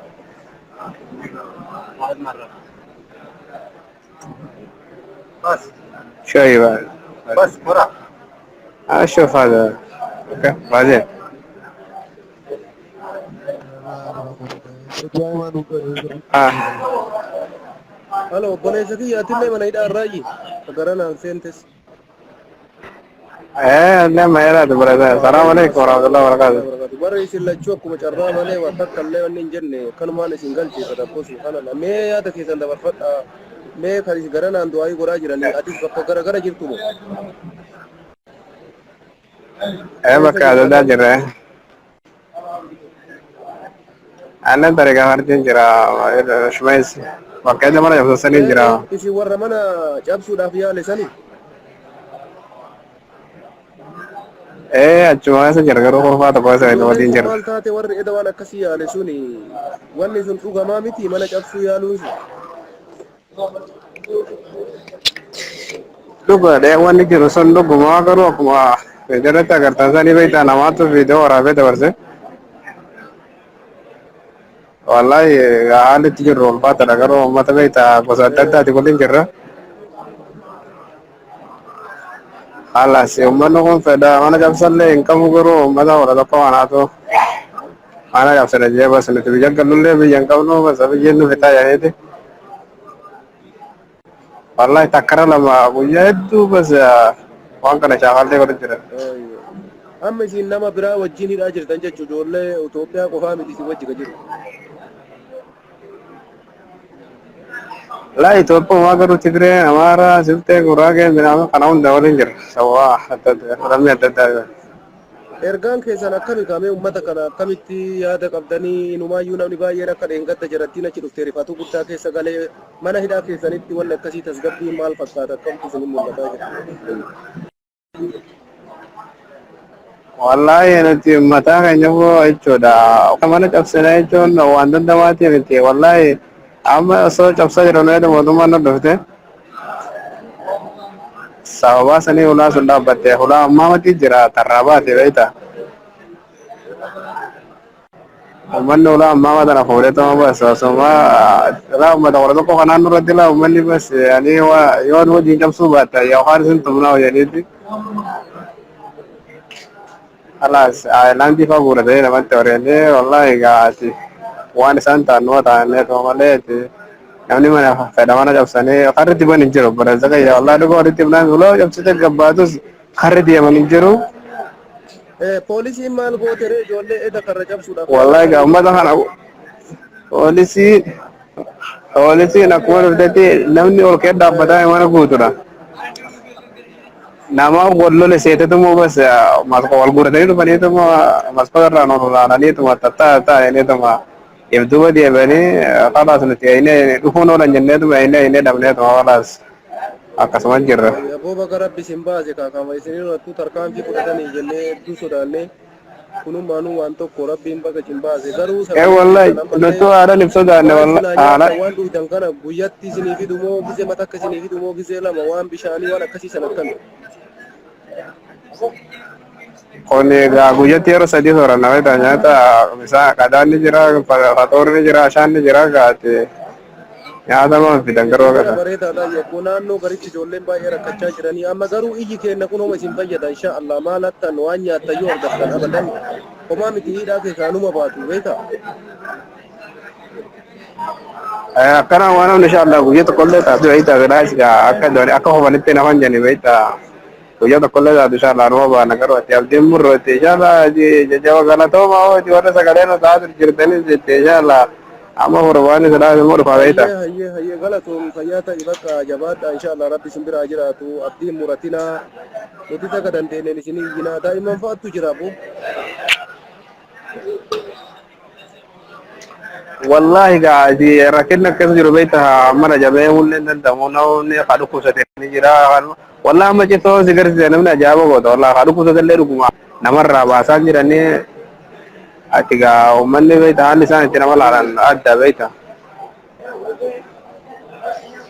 Waan akkasitti jira gaa inshallah yoo rabbi jee inshallah yoo amanuu godha jabaadhaa meegaa sagalee nu taa'e Du'aayi ajaa'ibaatitti jirra amma inni waayyuu biyyarraa akka uummanni biyyaa gadi ba'ee mootummaa kanatti sagalee isinii ta'utti iyyaa jirra iyyuu beektaa falli guddaan achirraa malee hin jiru rakkoon keessan biyyarraa malee furmaatan argatu beekte.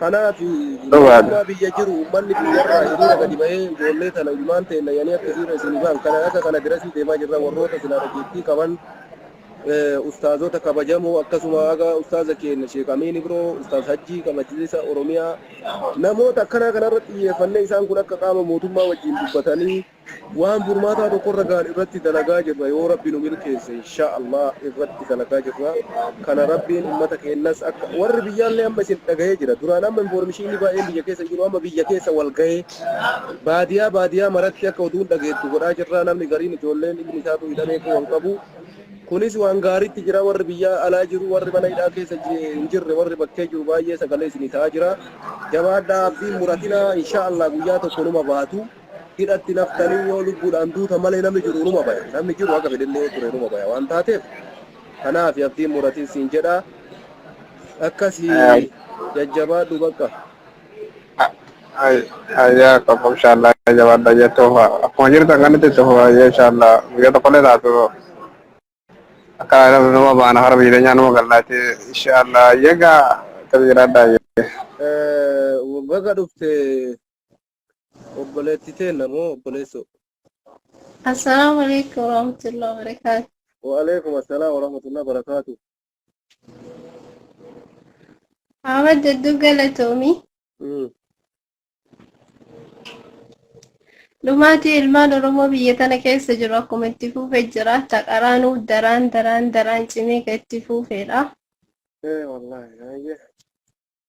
Haalli keessa jirru ammoo baay'ee nama gaddisiisa dhugaa dubbachuudhaaf nama ta'uu kan keetitti yeroo of jibbitu irra geessa beektaa yeroo tokko tokko.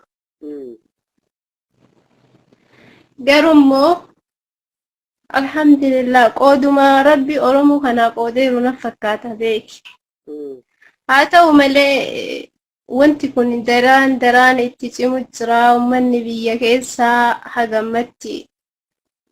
Ijoollee Shaashamannee irraa kaleessa arguu jirta kaahidha guuraa jiranii tumaa jiranillee. Haa ta'u ammallee uummanni kun callisuu hin qabu uummanni kun sagalee uummata kanaa ta'uun isarra dirqama bakka handhuura kennarraa yaane sanirraa uummanni kun uummata kanaa sagalee ta'uun dirqama keessaayyuu daasbooraan biyya alaa jirtanillee irra caalatti garuu yeroo kanatti ka biyyaattu irra furmaata qaba namoonni biyyaa ol bahee dubbachuudhaaf baay'ee rakkoo hamaa keessa jiraatanis mootummaan kun har'a maatii kennarraa gibira gabbaraa jira. Akka nama dhuunfaatitti an obboleeyya hedduun qaba. Itti fufi yaada kee.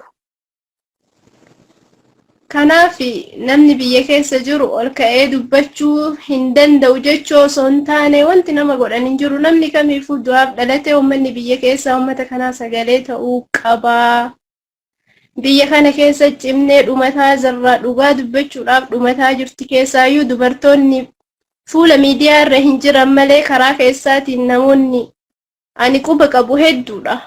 Siigalee nyaatanii garaan qabanii uffatanii ofirraan qabanii dhagaa irra ciisu jiranii kanaaf ammallee daraan cimee wanti kun sagalee uummata kanaa ta'uu itti fufaa dirqama Oromummaa keessanii ba'aa jirtanii isinillee galatoomaa warri haftanillee hin laalinaa carraan jireenyaa bakka isin geessu waan hin beekneef dhala keessanis obboleeyyan keessanis ta'u rabbiin bakka akkanaatu isaan hin fidini uummata kana dirqama oromummaa walirraa qabna waan ta'eef ammallee jabaattanii sagalee akka nu taatan jaalalaaf kabajaa isin gaafannaa.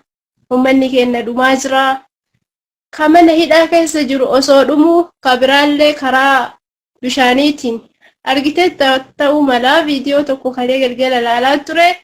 Dubartoonni dhiirti kalee sarraa poostii godhaa jiran. Carrammaan Oromoo kun maaliif akkana ta'e? Ani hin beeku. Oromoo taanee dhalachuun keenya maaliif akka akkana ta'e?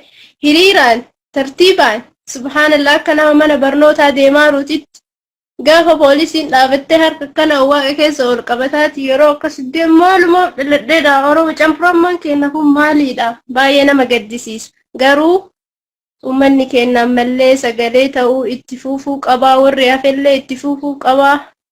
Kawaa'ee mootummaa naannoo Oromiyaa ammootu ani hin beeku. Haacaaluun bara du'ee mannee waa hundaa dubbatee lafa kaa'ee jira. Har'a ijji isaa uummata isaa arguu hin danda'u. Biyya biraa zooree biyya biraa deemee lammii biyya biraa naannoo biraa gargaaruuf deema. Maaliif kana ta'a? Carrammaan keenya kun birriin achi guuramu kun eenyu irra kan guurame? Uummanni Baalee, uummanni Booranaa osoo akkasi dhumatu. Cun'uura jedhe Baqqalaa Garbaa laalee adaanni waa wayii laalee cun'uura jedhe. Isa jalatti osoo nu dhumannu inni biyya biraatiif maallaqa baatee deema. Maaliif? Haguma yoomiitiidha. Kun haguma yoomii akkana taana nuti. Maaliif adimmaan nu qabnu? Kabajamnee jiraachuu dhabne Oromoo taane. Hundaafuu galatoomii ulfaadhu. Sagaleen keessan akkanuma itti hafuufuu galatoom. Hayyee fayyaa ta'e adiis galatoomii. Isinii ergaa jira. Culullee shaashee si ergaa jira. Intarneetni kee dadhabaadha. Intarneeta kee sirreeffadhu. Faaxumaa sillee si ergee ture. Nama amma jalatti na ergaa jirtan hundaa isinii ergaa jira. Garuu intarneeta keessantu rakkoo qabanatti fakkaate. Umar maan ka jedhu kaname in ergaa kee Umar hin dalagu. Umar kee hin dalagu. Kanaaf akkasii Oromoo rakkoo kana jabaannee keessa ba'uu qabna. Kana keessa ba'uudhaaf ammoo tokkummaa jabaan barbaachisaa. Akka Oromootiitti tokkummaa qabaachuu qabna. Isa kanarratti jabaachuu qabna jechuudha. Abdii kiyya kee hin dalagu. Nabiyyaa Muhammad sillee na dide keelle. Yeroo baay'ee si erge nabiyya ati yeroo awwal irraa as jala jirtaa si argaa jira. Garuu si ergaa ture seenuu naa dide hin beeku beekta. Faaxumaa si dide keelle. Viidiyoon keelle hin jiru si ergee gisee takkamuu naa dide. Intarneeta keessantu rakkoo qaba nama garii. Kanaaf ijoollee Suudi Arabiyaa kana jabaadhaa Oromoon bakka jirtan maraa sagalee ta'uu fi itti fufuu qabna. Adda kutuu hin qabnu. Warra biyya keessa jirus maatii ijoollee kana akka isaan fala barbaadan irratti dalaguu qabna. Yoo kana godhuu baanne homaa bu'aan hin jira jedhee yaadu. Kanaaf kanarratti dalaguun dirqama keenya jechuudha. Mee culullee si ergee qabadhu. Hin dalagu intarneetni ishee na fakkaata. Baay'ee nama gaddisiisa wallahi. Yahoo indite keellee Umar indite. Asii yoo achi isin ergu intarneeta natti fakkaata. Isin biran ga'u ta'e ani hin beeku. Asuma natti deebi'a. Kanama garii ammoo sa'a dheeraa fudhata intarneeta se'a.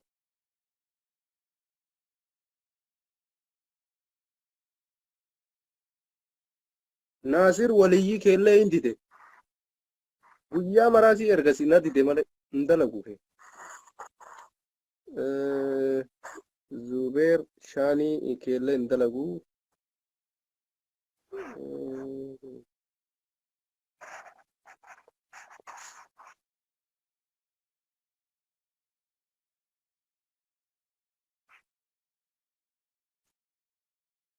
Kunis hin dalagu.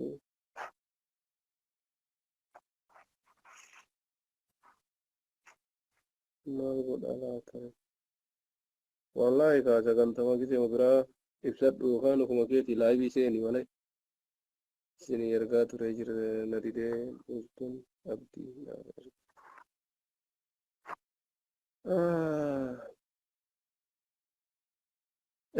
jabaadha Oromoo nama baay'ee warra amma addisii dhufaa jirtan kana isinii erginaan na didee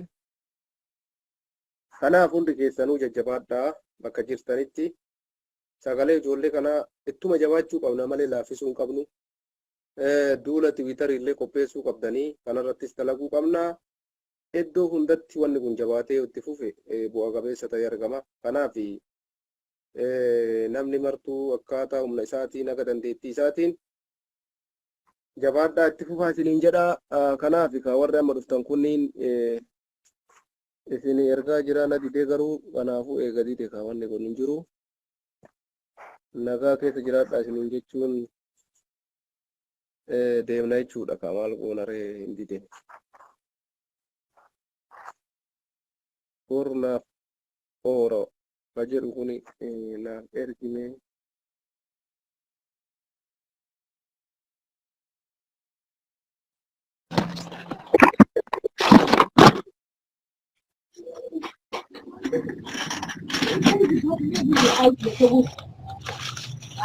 Halo?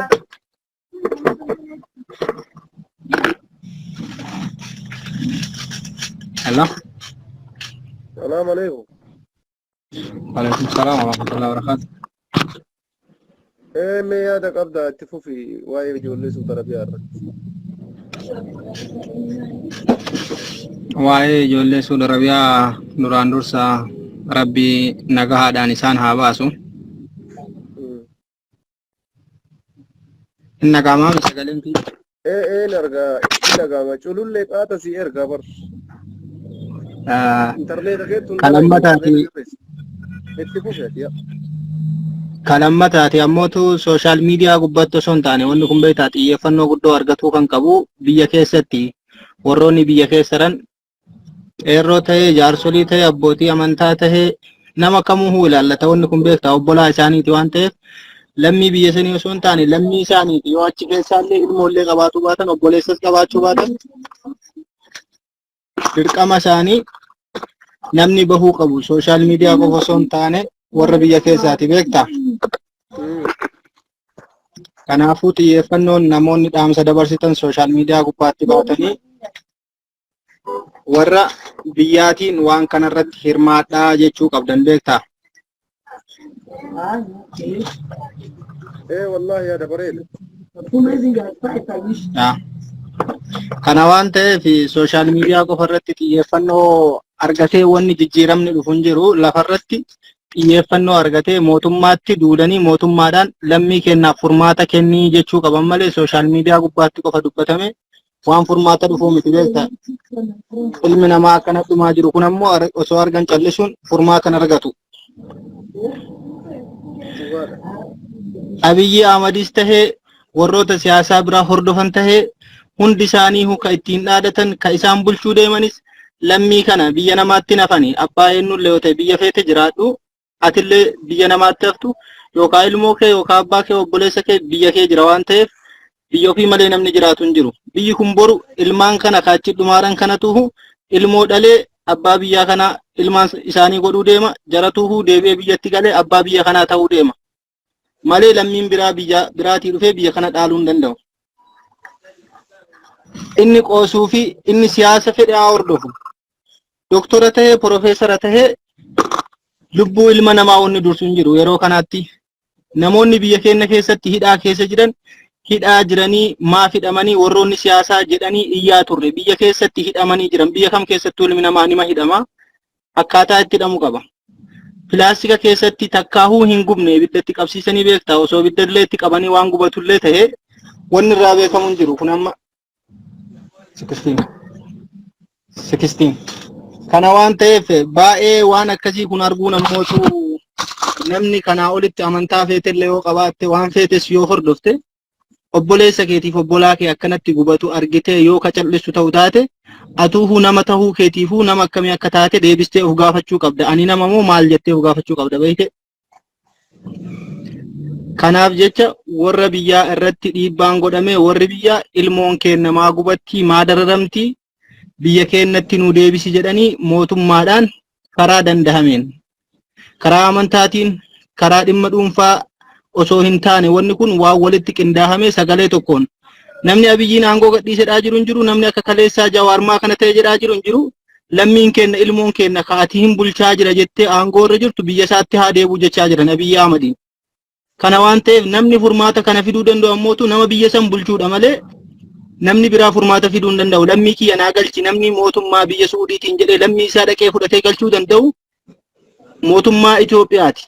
Shimallis Abdiisaa inni deemee biyya biraa keessatti waan biraa ka ummata naannoo maaliitti dalagu ka biyya keessaa osoo hin taane ka biyyaa baqate ka biyya keessa jiru rakkatee osoo keenya gubachaa jiru inni ka biraatti gammachuu wanni inni bulchaa jiru maali wanni inni godhaa jiru maali kan osoo argu ammoo ummanni biyya keessaa cal'isee akkamitti ta'a waan kana gadi bahee sagalee tokkoon ilmaan keenya dhumaa jiranii ilmaan keenya fuudhii biyyatti nuu deebisi haa rakkatanii biyya keenya keessatti haa dhumanii even waraana inni gaggeessaa jiru kanatti yoo ka gaggeessu ta'u taate biyya keessatti deebi'ee waraanatti yoo deeme rakkoo tokkoon qabu mana hidhaa keessatti akkasitti ilmi namaa gubatu azaaba addunyaa gubbaa keessatti osoo gubatu ilma namaa akkamitti cal'isee argee inni kun qoosaa inni kun nyaatee dhugee bule kana waan ta'eef sooshaal miidiyaa gubbaa qofatti osoo hin taane wanni kun xiyyeeffannoo ka argatuu qabu biyya keessatti lafa irratti qeerroo biyyaatii fi ilmaan biyyaatiin waan kana furmaata yeroo gabaabaa keessatti argate ilmaan keenya gara biyyaatti deebi'anii haa galanii isiniin jechuu barbaada isinitti dheeressuu aguma kana.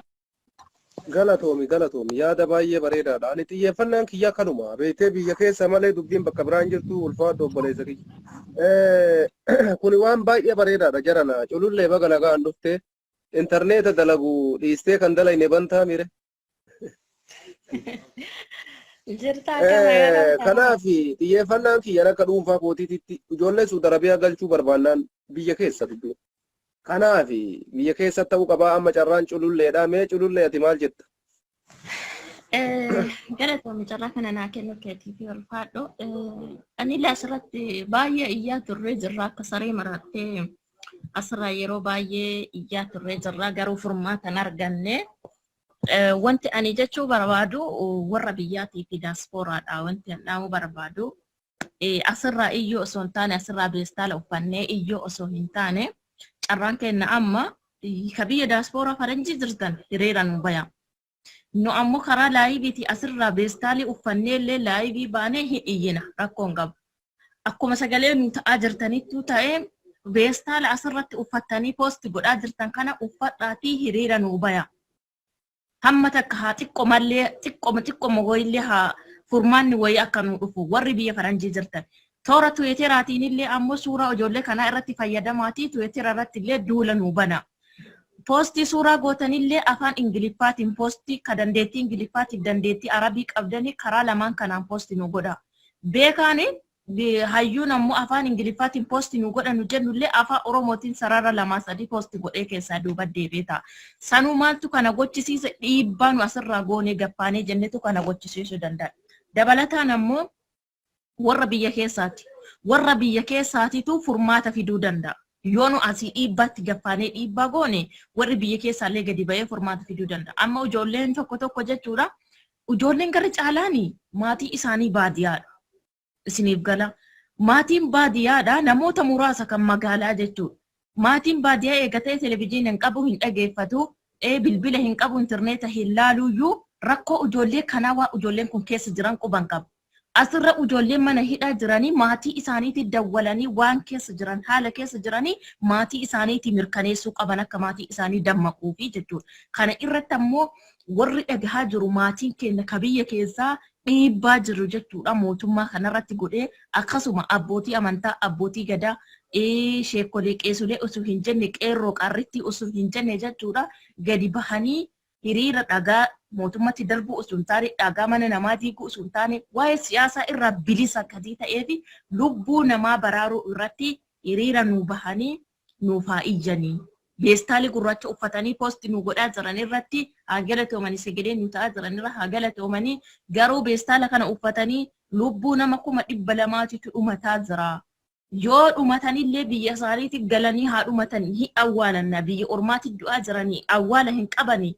du'a saree du'aa jiranii biyyatti nu galchi jedhanii karaa nagahaatiin karaa kabajaatiin karaa lolaa osoo hin taane karaa kabajaatiin lubbuu keenya kas keessa darbaa jiru kana akka nu baraaranii namoonni gugurdaan dandeetti qaban wanta kana dhiibbaa godhanii gaffa'anii irratti hojjetanii osoo gara furmaataatitti nu deebanii iyyin Amadi baay'een walii iyyaa turte kana dura jechuudha. Waggaa meeqa jala deemaa jira dhiiroo? Dhiiroo baay'ee walii iyyaa turre. Wallahi dhugama bar. Abdii sayyadatta abdii komediisa. Wallahi maarree abdii su hagamma hidhaa keessan baane haa. Ijoollee wajjin jawaariif qabsaa'aa turre takka hin jirtu bar. Takkittii sana waya sirra argita. Dhugaa rabbiititti. Ijoollee yeroo asirraa walii iyyaa turre keessa wallahi hin jirtu ijoollee hundisi mana hidhaa nam tokko jiru nama gara 10ti muluun isii hidhaa jirti kun biyya gale aga ammaa ka mana hidhaa jiru araboodha abdii sana abboo tana buute isaatu iyyuu an biyya gale hidhama jiran abdii hafuur araboo hafuurri isaa mudhataa jira abdiin hafuurri isaa iyyuu hin jiru tasuma eessatti inni dhaqee iyyuu quba irraa hin qabnu jechuudha mucaasa ijoollee yeroo san waliin qabsaa turre keessa hin jirtan tokkitti qofa tasirraa iyyuu jira. Si qofa jira. Ati aga sida rabbi siati somalle inshallah. Amin inshallah man tawani kiyya fin cinqamu yu kiyya rakko hin qabu yu kana cinqi qabu ijoollee kanaati malee an cinqi akkasii illee hin qabu. Kanarratti jechuudha. Furmaata arganne yeroo duraa irraa iyyaa turre waggaa dheeraaf iyyaa turre furmaata arganne haga ammaatitti garuu amma furmaata barbaanna iyyiinsa qofaa osoo hin taane furmaata argachuu barbaanna gara furmaataati osoo nu deemanii biyya keessa dubbiin qulfii namoota qollofamtee jirtu dhibbatti biyya keessa qulfii biyya keessaa kana ammoo nu asii yoo dhiibbaa goonellee warri biyya keessaa qulfii tana baneetiin ijoollee kana furmaata laatuu qaba ammallee wallahi kan mana hidhaa jiru caala ammallee rakkoo keessa jiru kana caala ammallee ka dhufaarutu hamma guyyaa muraasa qofatu jira eeggadhaa labsii mootummaan kun nutti labsee jiru jechuudha. Ijoollee mana arabaa daladdus shamarranis gadi yaasaa kennaa jedhee jira mootummaan yookaan mana seenii fattasha jedhee jira. Kun ammoo arabni dirqama isii sodaa isiitii fi ofirraa baastee ijoollee miskiina kennaa jirti kennitii jechuudha. Kana irratti ka ala jiruyyuu hidhamee jira ka ala jiruyyuu cinqamee jira. Hello, assalamu alaikum. Waalaikum assalam. So, Akkami nagaa waan jirte? Galatooma warri sagalee nu Nagaa wallahi galata rabbii si yaada fixattuu itti fuftaamee afaa fixattu. Dharaan qabu kanarratti abdii dubbii ijoon biyya keessa jirti biyyaanuu birmatuu qabanii biyyaanuu iyyuu qabanii warra biyyaa kanarratti dhiibbaa gochuu qabna nu warra biyyaa kan inni gadi baay'ee sagalee nu ta'e furmaata nuu fiduu fi warra biyyaa irratti dhiibbaa haa goonu xiyyeeffannoon kenna warra biyyaa irratti haa dullu'u. Warra biyyaa irratti dhiibbaa goone warri biyyaa akka furmaata tokko nu godhuu fi jaratti dhiibbaa haa goonu jedha. Galatoomiin waggaa dheeraadhaaf asirraa nu iyyaa turte adhallee abdii kutattee nu biraa hamne akkasuma jechuudha warri biraallee jechuudha itti dabalamaati sagalee nu ta'a warri biyya faranjii jirta hiriiras abdiin kutannu namni jechuun yoo kaayoo hin qabaanne nuti kaayoo jalan deemu nuti kaayoon kenna tokko beekta dura namni ilaalu akkana nuti birrii hin qabsoofnu qilleensa laallee hin qabsoofnu waan oromoo irratti akkasuma kaleessaa san jira wanni jijjiiramne hin jiru. Wallaga yoo taate dalagannee argannaa mana yoo taate ufii kennaa dalagannee bitanna malee kondominiyeemii fudhannee saniif jecha oromoon gurgurru kuni waadaadha. Kanaaf galatoomi atis jabaadhu rabbi si'aatii isin jedha obboleessa kiyya baga nagaan dhufte. Kenna ulfaadhu jabaadha nu biraa hafina abdii kutattanii nu biraa hafina ijoolleen kun furmaata argatanitti. Abshir inshallah. Baga nagaan nu eeyyan. Ahmad. Obboleessa kiyya weelkaan baga nagaan dhufte mee itti fufi yaada kiyya waa'ee ijoollee Saudi Arabiyaa irratti. Waa'ee ijoollee Saudi Arabiyaa irratti inshallah rabbuma kadhannaan malee waan goonuuf hin qabnu yoo mootummaa keenya hawaasa biyyaa san akka hiriira nuuf ba'an akka gaafa Jawaarfaan hidhaa jiran akka qabsaa'onni hidhaa jiranitti hawaasa biyyaa gartee wanta goone malee waan hin dandeenyeef yookaan rabbuma kadhannaa fi sagalee taanaaf waan yoo san taate malee hin dandeenyu jaaka.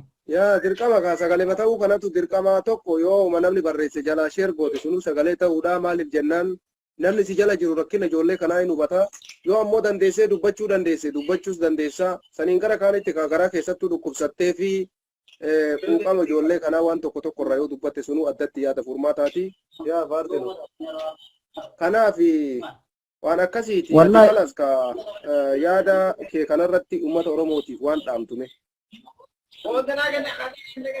An uummata Oromooti wanni dhaamu warra biyyaati. Akka sagalee nu tahan nuti warri biyya Arabaa jiru keessatti ijoolleen Suudi Arabiyaadha. Rakkachaa jirra warri badoo jirru.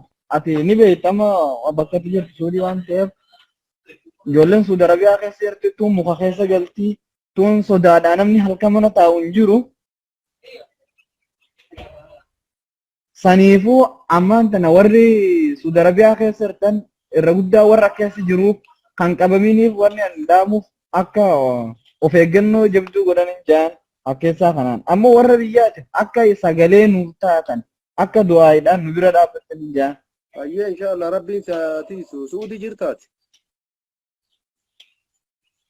Aboo ajaa'iba bar.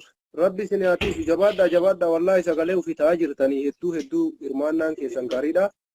Jabaadhaa yoo abbaan ofii iyyate wallaallee seenaa mabayaa amma kun ijoollee mana hidhaa irraa yinaan jedhe namni seenaa jiru kun mee yoo intarneetni seensisee ama waliin laallu ta'a intarneetni faafte jira. Rabbiin furmaata hafiduu hedduu nama gaddisiisa. Hunda keessanuyyuu rabbi isin biraa jiraatu. Nuti waan goonu qabnu alasii ammoo aga dandeenne sinumaa iyyaa jirraa nama xiyyeeffannaan kiyyaan tokko namoota ijoo Oromiyaa keessatti mootummattis dhiyaatan.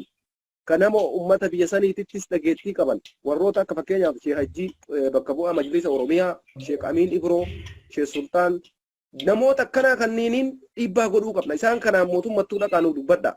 Waan jedhu aga sadarkaa sanii biratti deemne isaan kanarratti illee waan goonu godhaa jirra. Kunis waan akkasii sanillee yaada qabna. Kanaaf wallahi rabbiin ummata keenya baasu galatoomi siin jedha ati sulfaadhuu yaada kee kennachuudhaaf nagaa keessa jiraadhu rabbi si haatiisu. Okay, galatoomi siin jaanillee.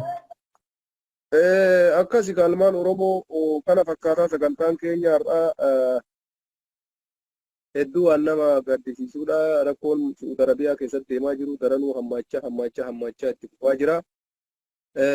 Ijoolleen mana hidhaa Suudi Arabiyaa. Assalaamu alaikum. Waalaikum salaam wa rahmatullahi wa barakatuh. Mana hidhaa irraa yinatti fakkaata. Subhanallah. Obboleessa kiyya mee maal keessa jirtan mee uummata Oromootitti ergaa dabarfadhaame. Kuna wallaa akkanatti jira arguu jirtanii akka nuti jiru feesbuuk irratti ilaalaattanii akkattamaan isin argisiisutti jirra. Argaa jirra. Akkuma isin argitan kanatti jirra kunoo laalaa ilmaan Oromoo. Hin mul'atan xiqqoo siimee kaameeraa sirrii isin argu. Baay'ee mul'atan hundatti achi qabame kaameeraan namni mul'atu. Akkanatti mul'atu? Ni mul'ata amma akkasitti mul'ata. Okay, mee maal keessa jirtan akkami naannoo keessanitti haalli rakkinaa haalli qabiinsaa maal isinif fakkaatame? Wallahi gaanu gila sidhamne mana hidhaa jirra. Akkuma mana hidhaa jirutti immoo dararaan kan duraanirraa hamma hedduun itti jabaate jetta.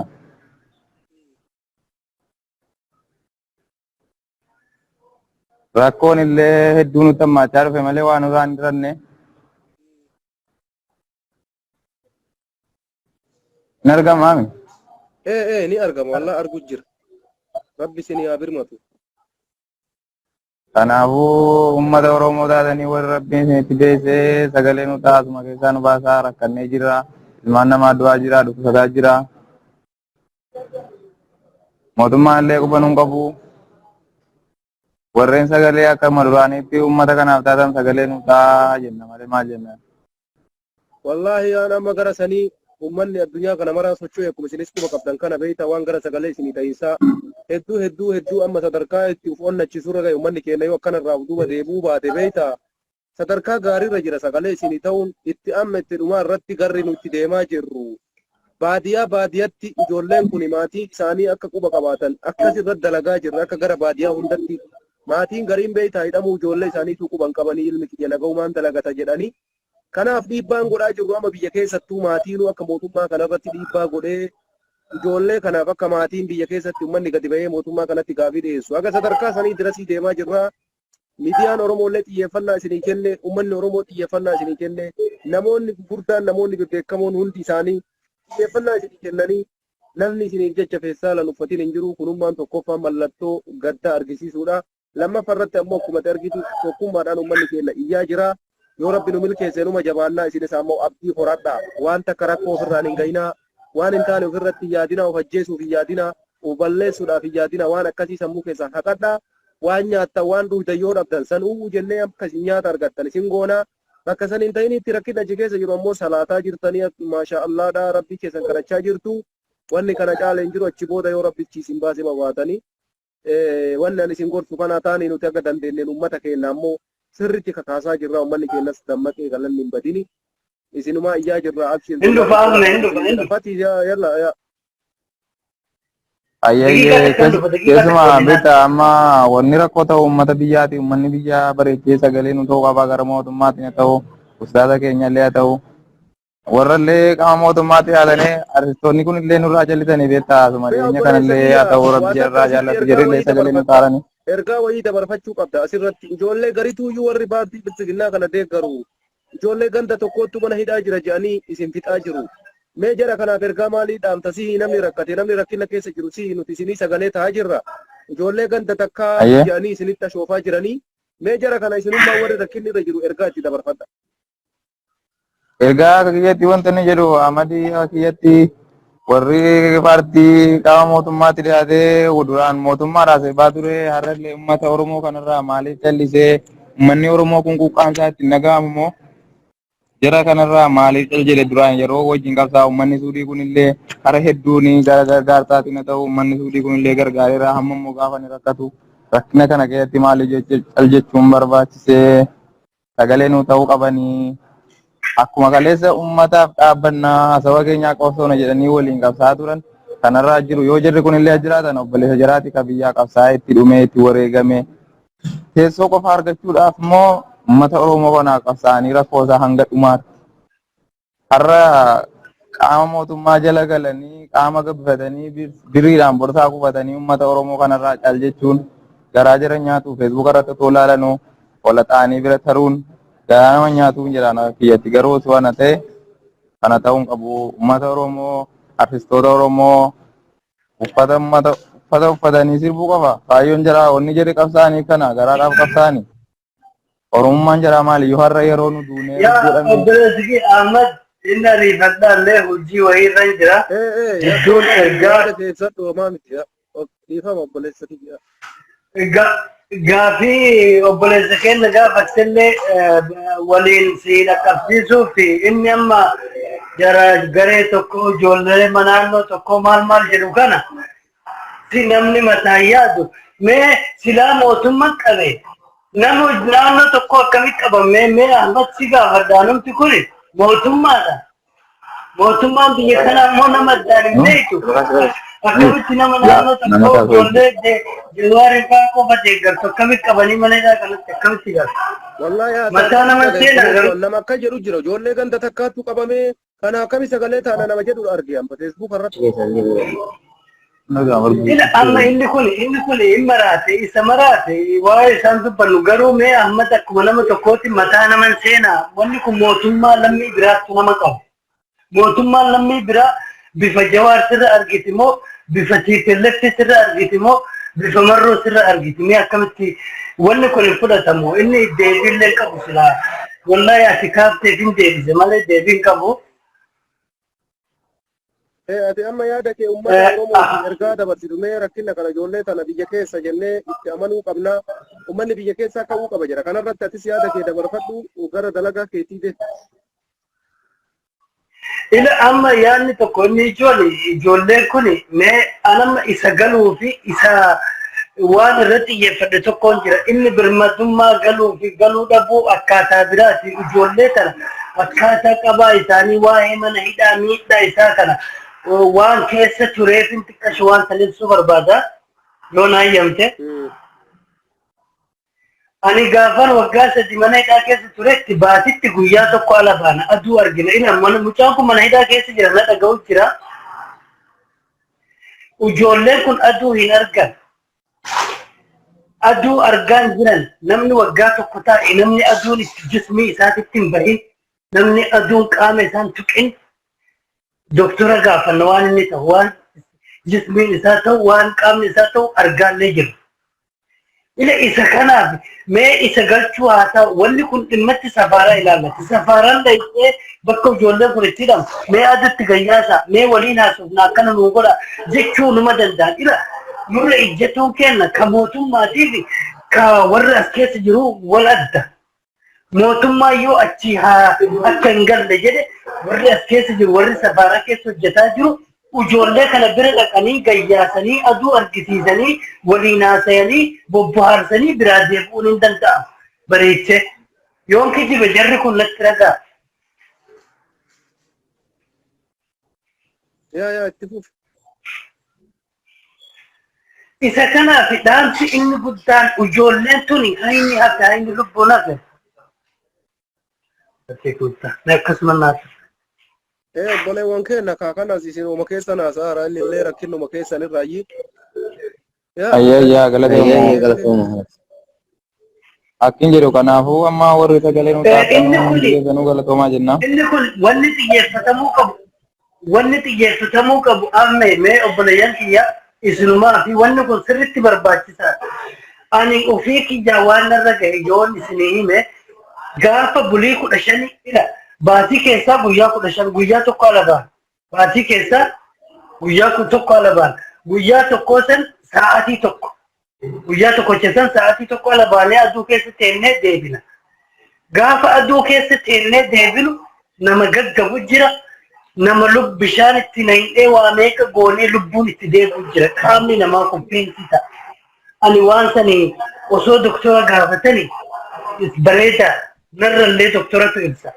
Isa kanaafi qaama seeni kun illee manumeedhaa keessatti fakkaate.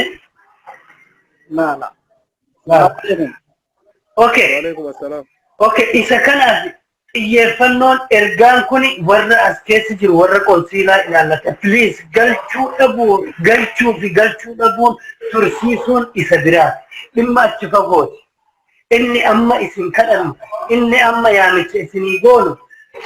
Miidiyaa kana sababeeffachuun inni yaamichaan akka saba tokkootti isinii godhu ijoollee kana bira dhaqaatii shurxaan poolisiin ulaa irra yoo isin dhuftan gadin baasa gadi yaasee aduu keessa naannoo haxirii keessa oofanii ijoolleen tun xiqqashu qilleensa argaa sammuun namaa kun eegumsa kunuunsuma jechuu mee uffata bituun inni tokko wanni nama gaddisiisu amma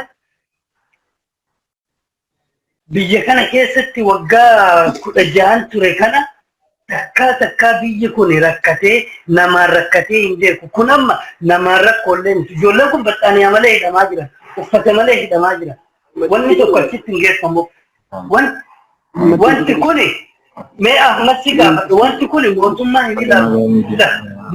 hin ilaallatu wanti kun uffataa fi akkaataan qabeessa isaa warra as keessa kana ilaallatu. Kanallee biyyatu baytanii ijoollee seenan qaasina warri afaan Oromoo beeka warri afaan Amaaraa beeka baytanii qaasina jedheenire mee kan wama kana waan xiqqoo nama sigaafa siirse gara Ahmad waan kana mootummaatu hin dalaginaa jedha saba keenya Oromoodha Ahmadni kun mootummaan kun Oromoodha eega jenne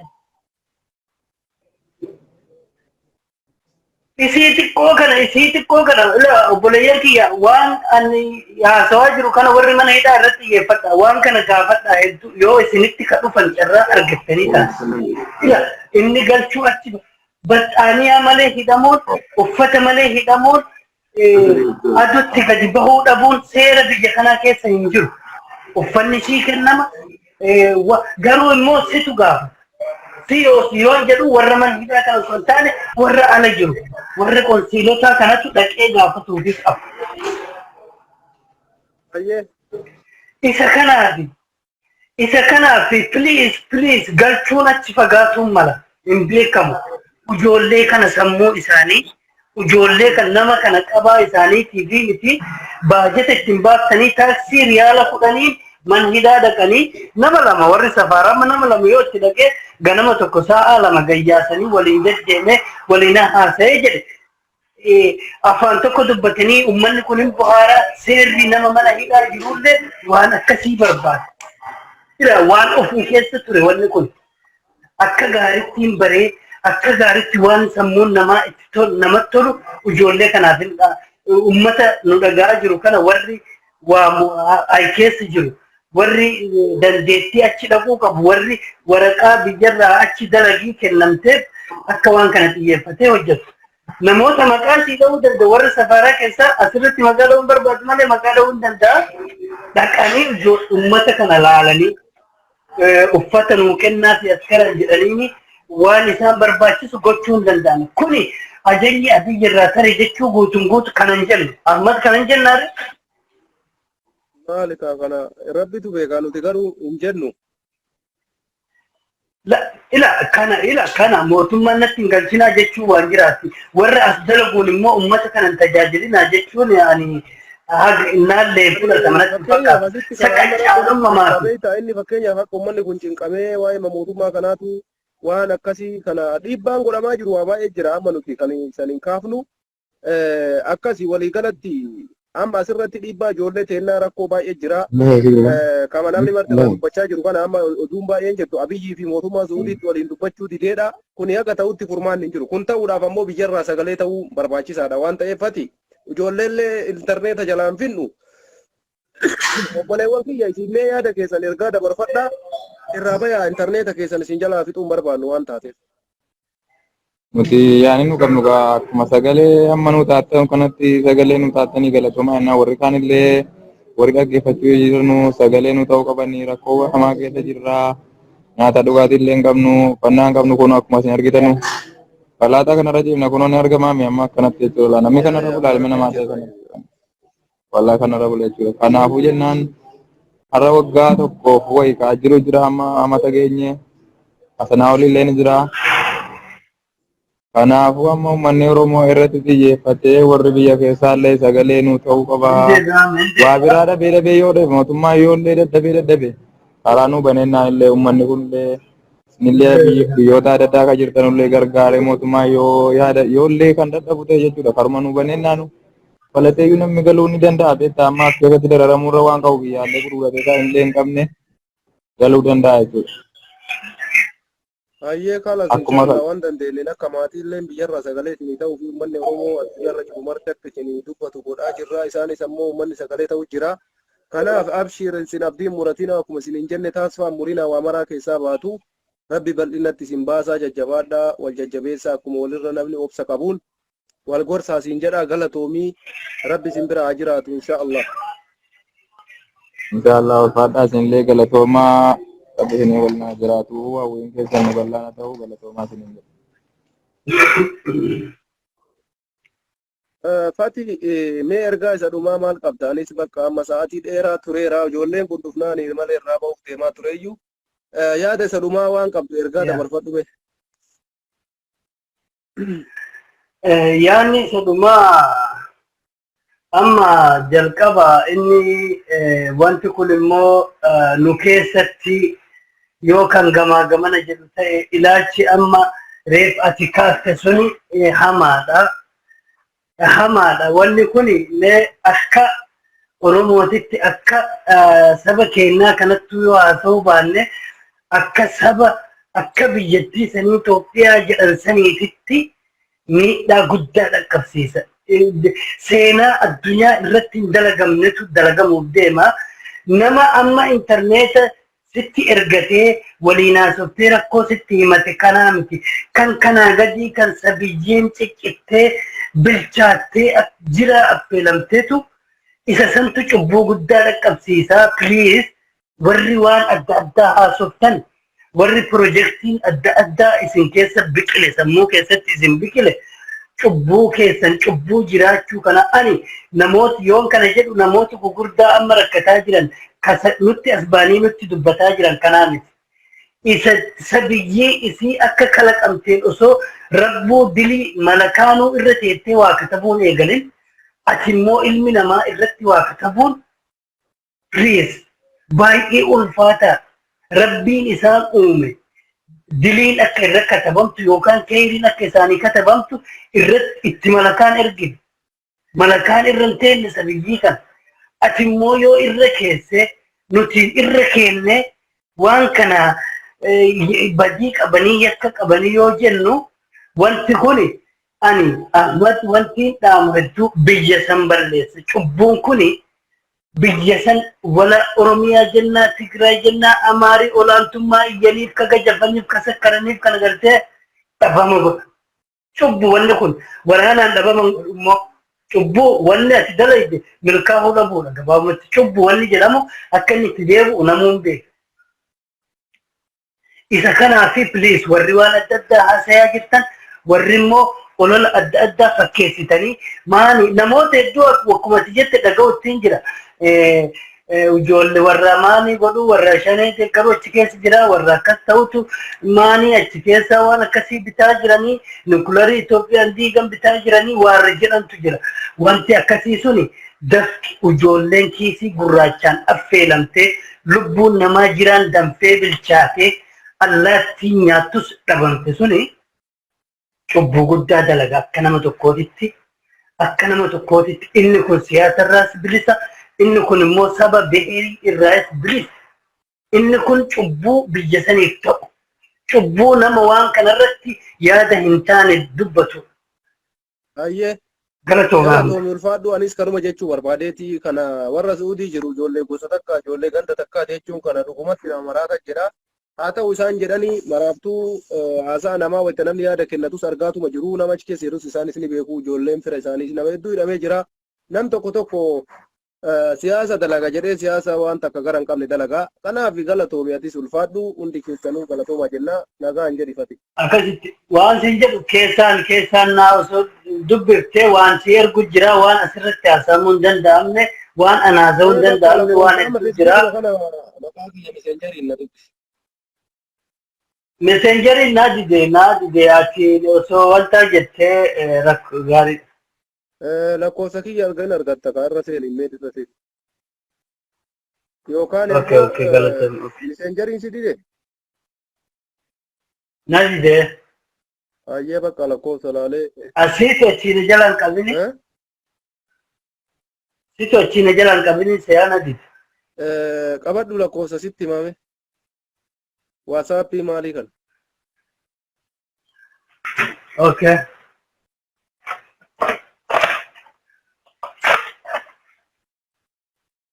Duwwaa barreessii 49 godhi. Ayyee. 17 26 Ayyee. 15 Ayyee. 95 duwwaa.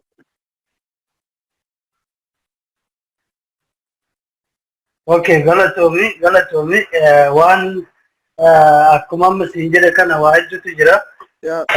Galatoomi waan adda baafannee waan nagaan jedhe. Okay, naa jira. Thank you. Okay.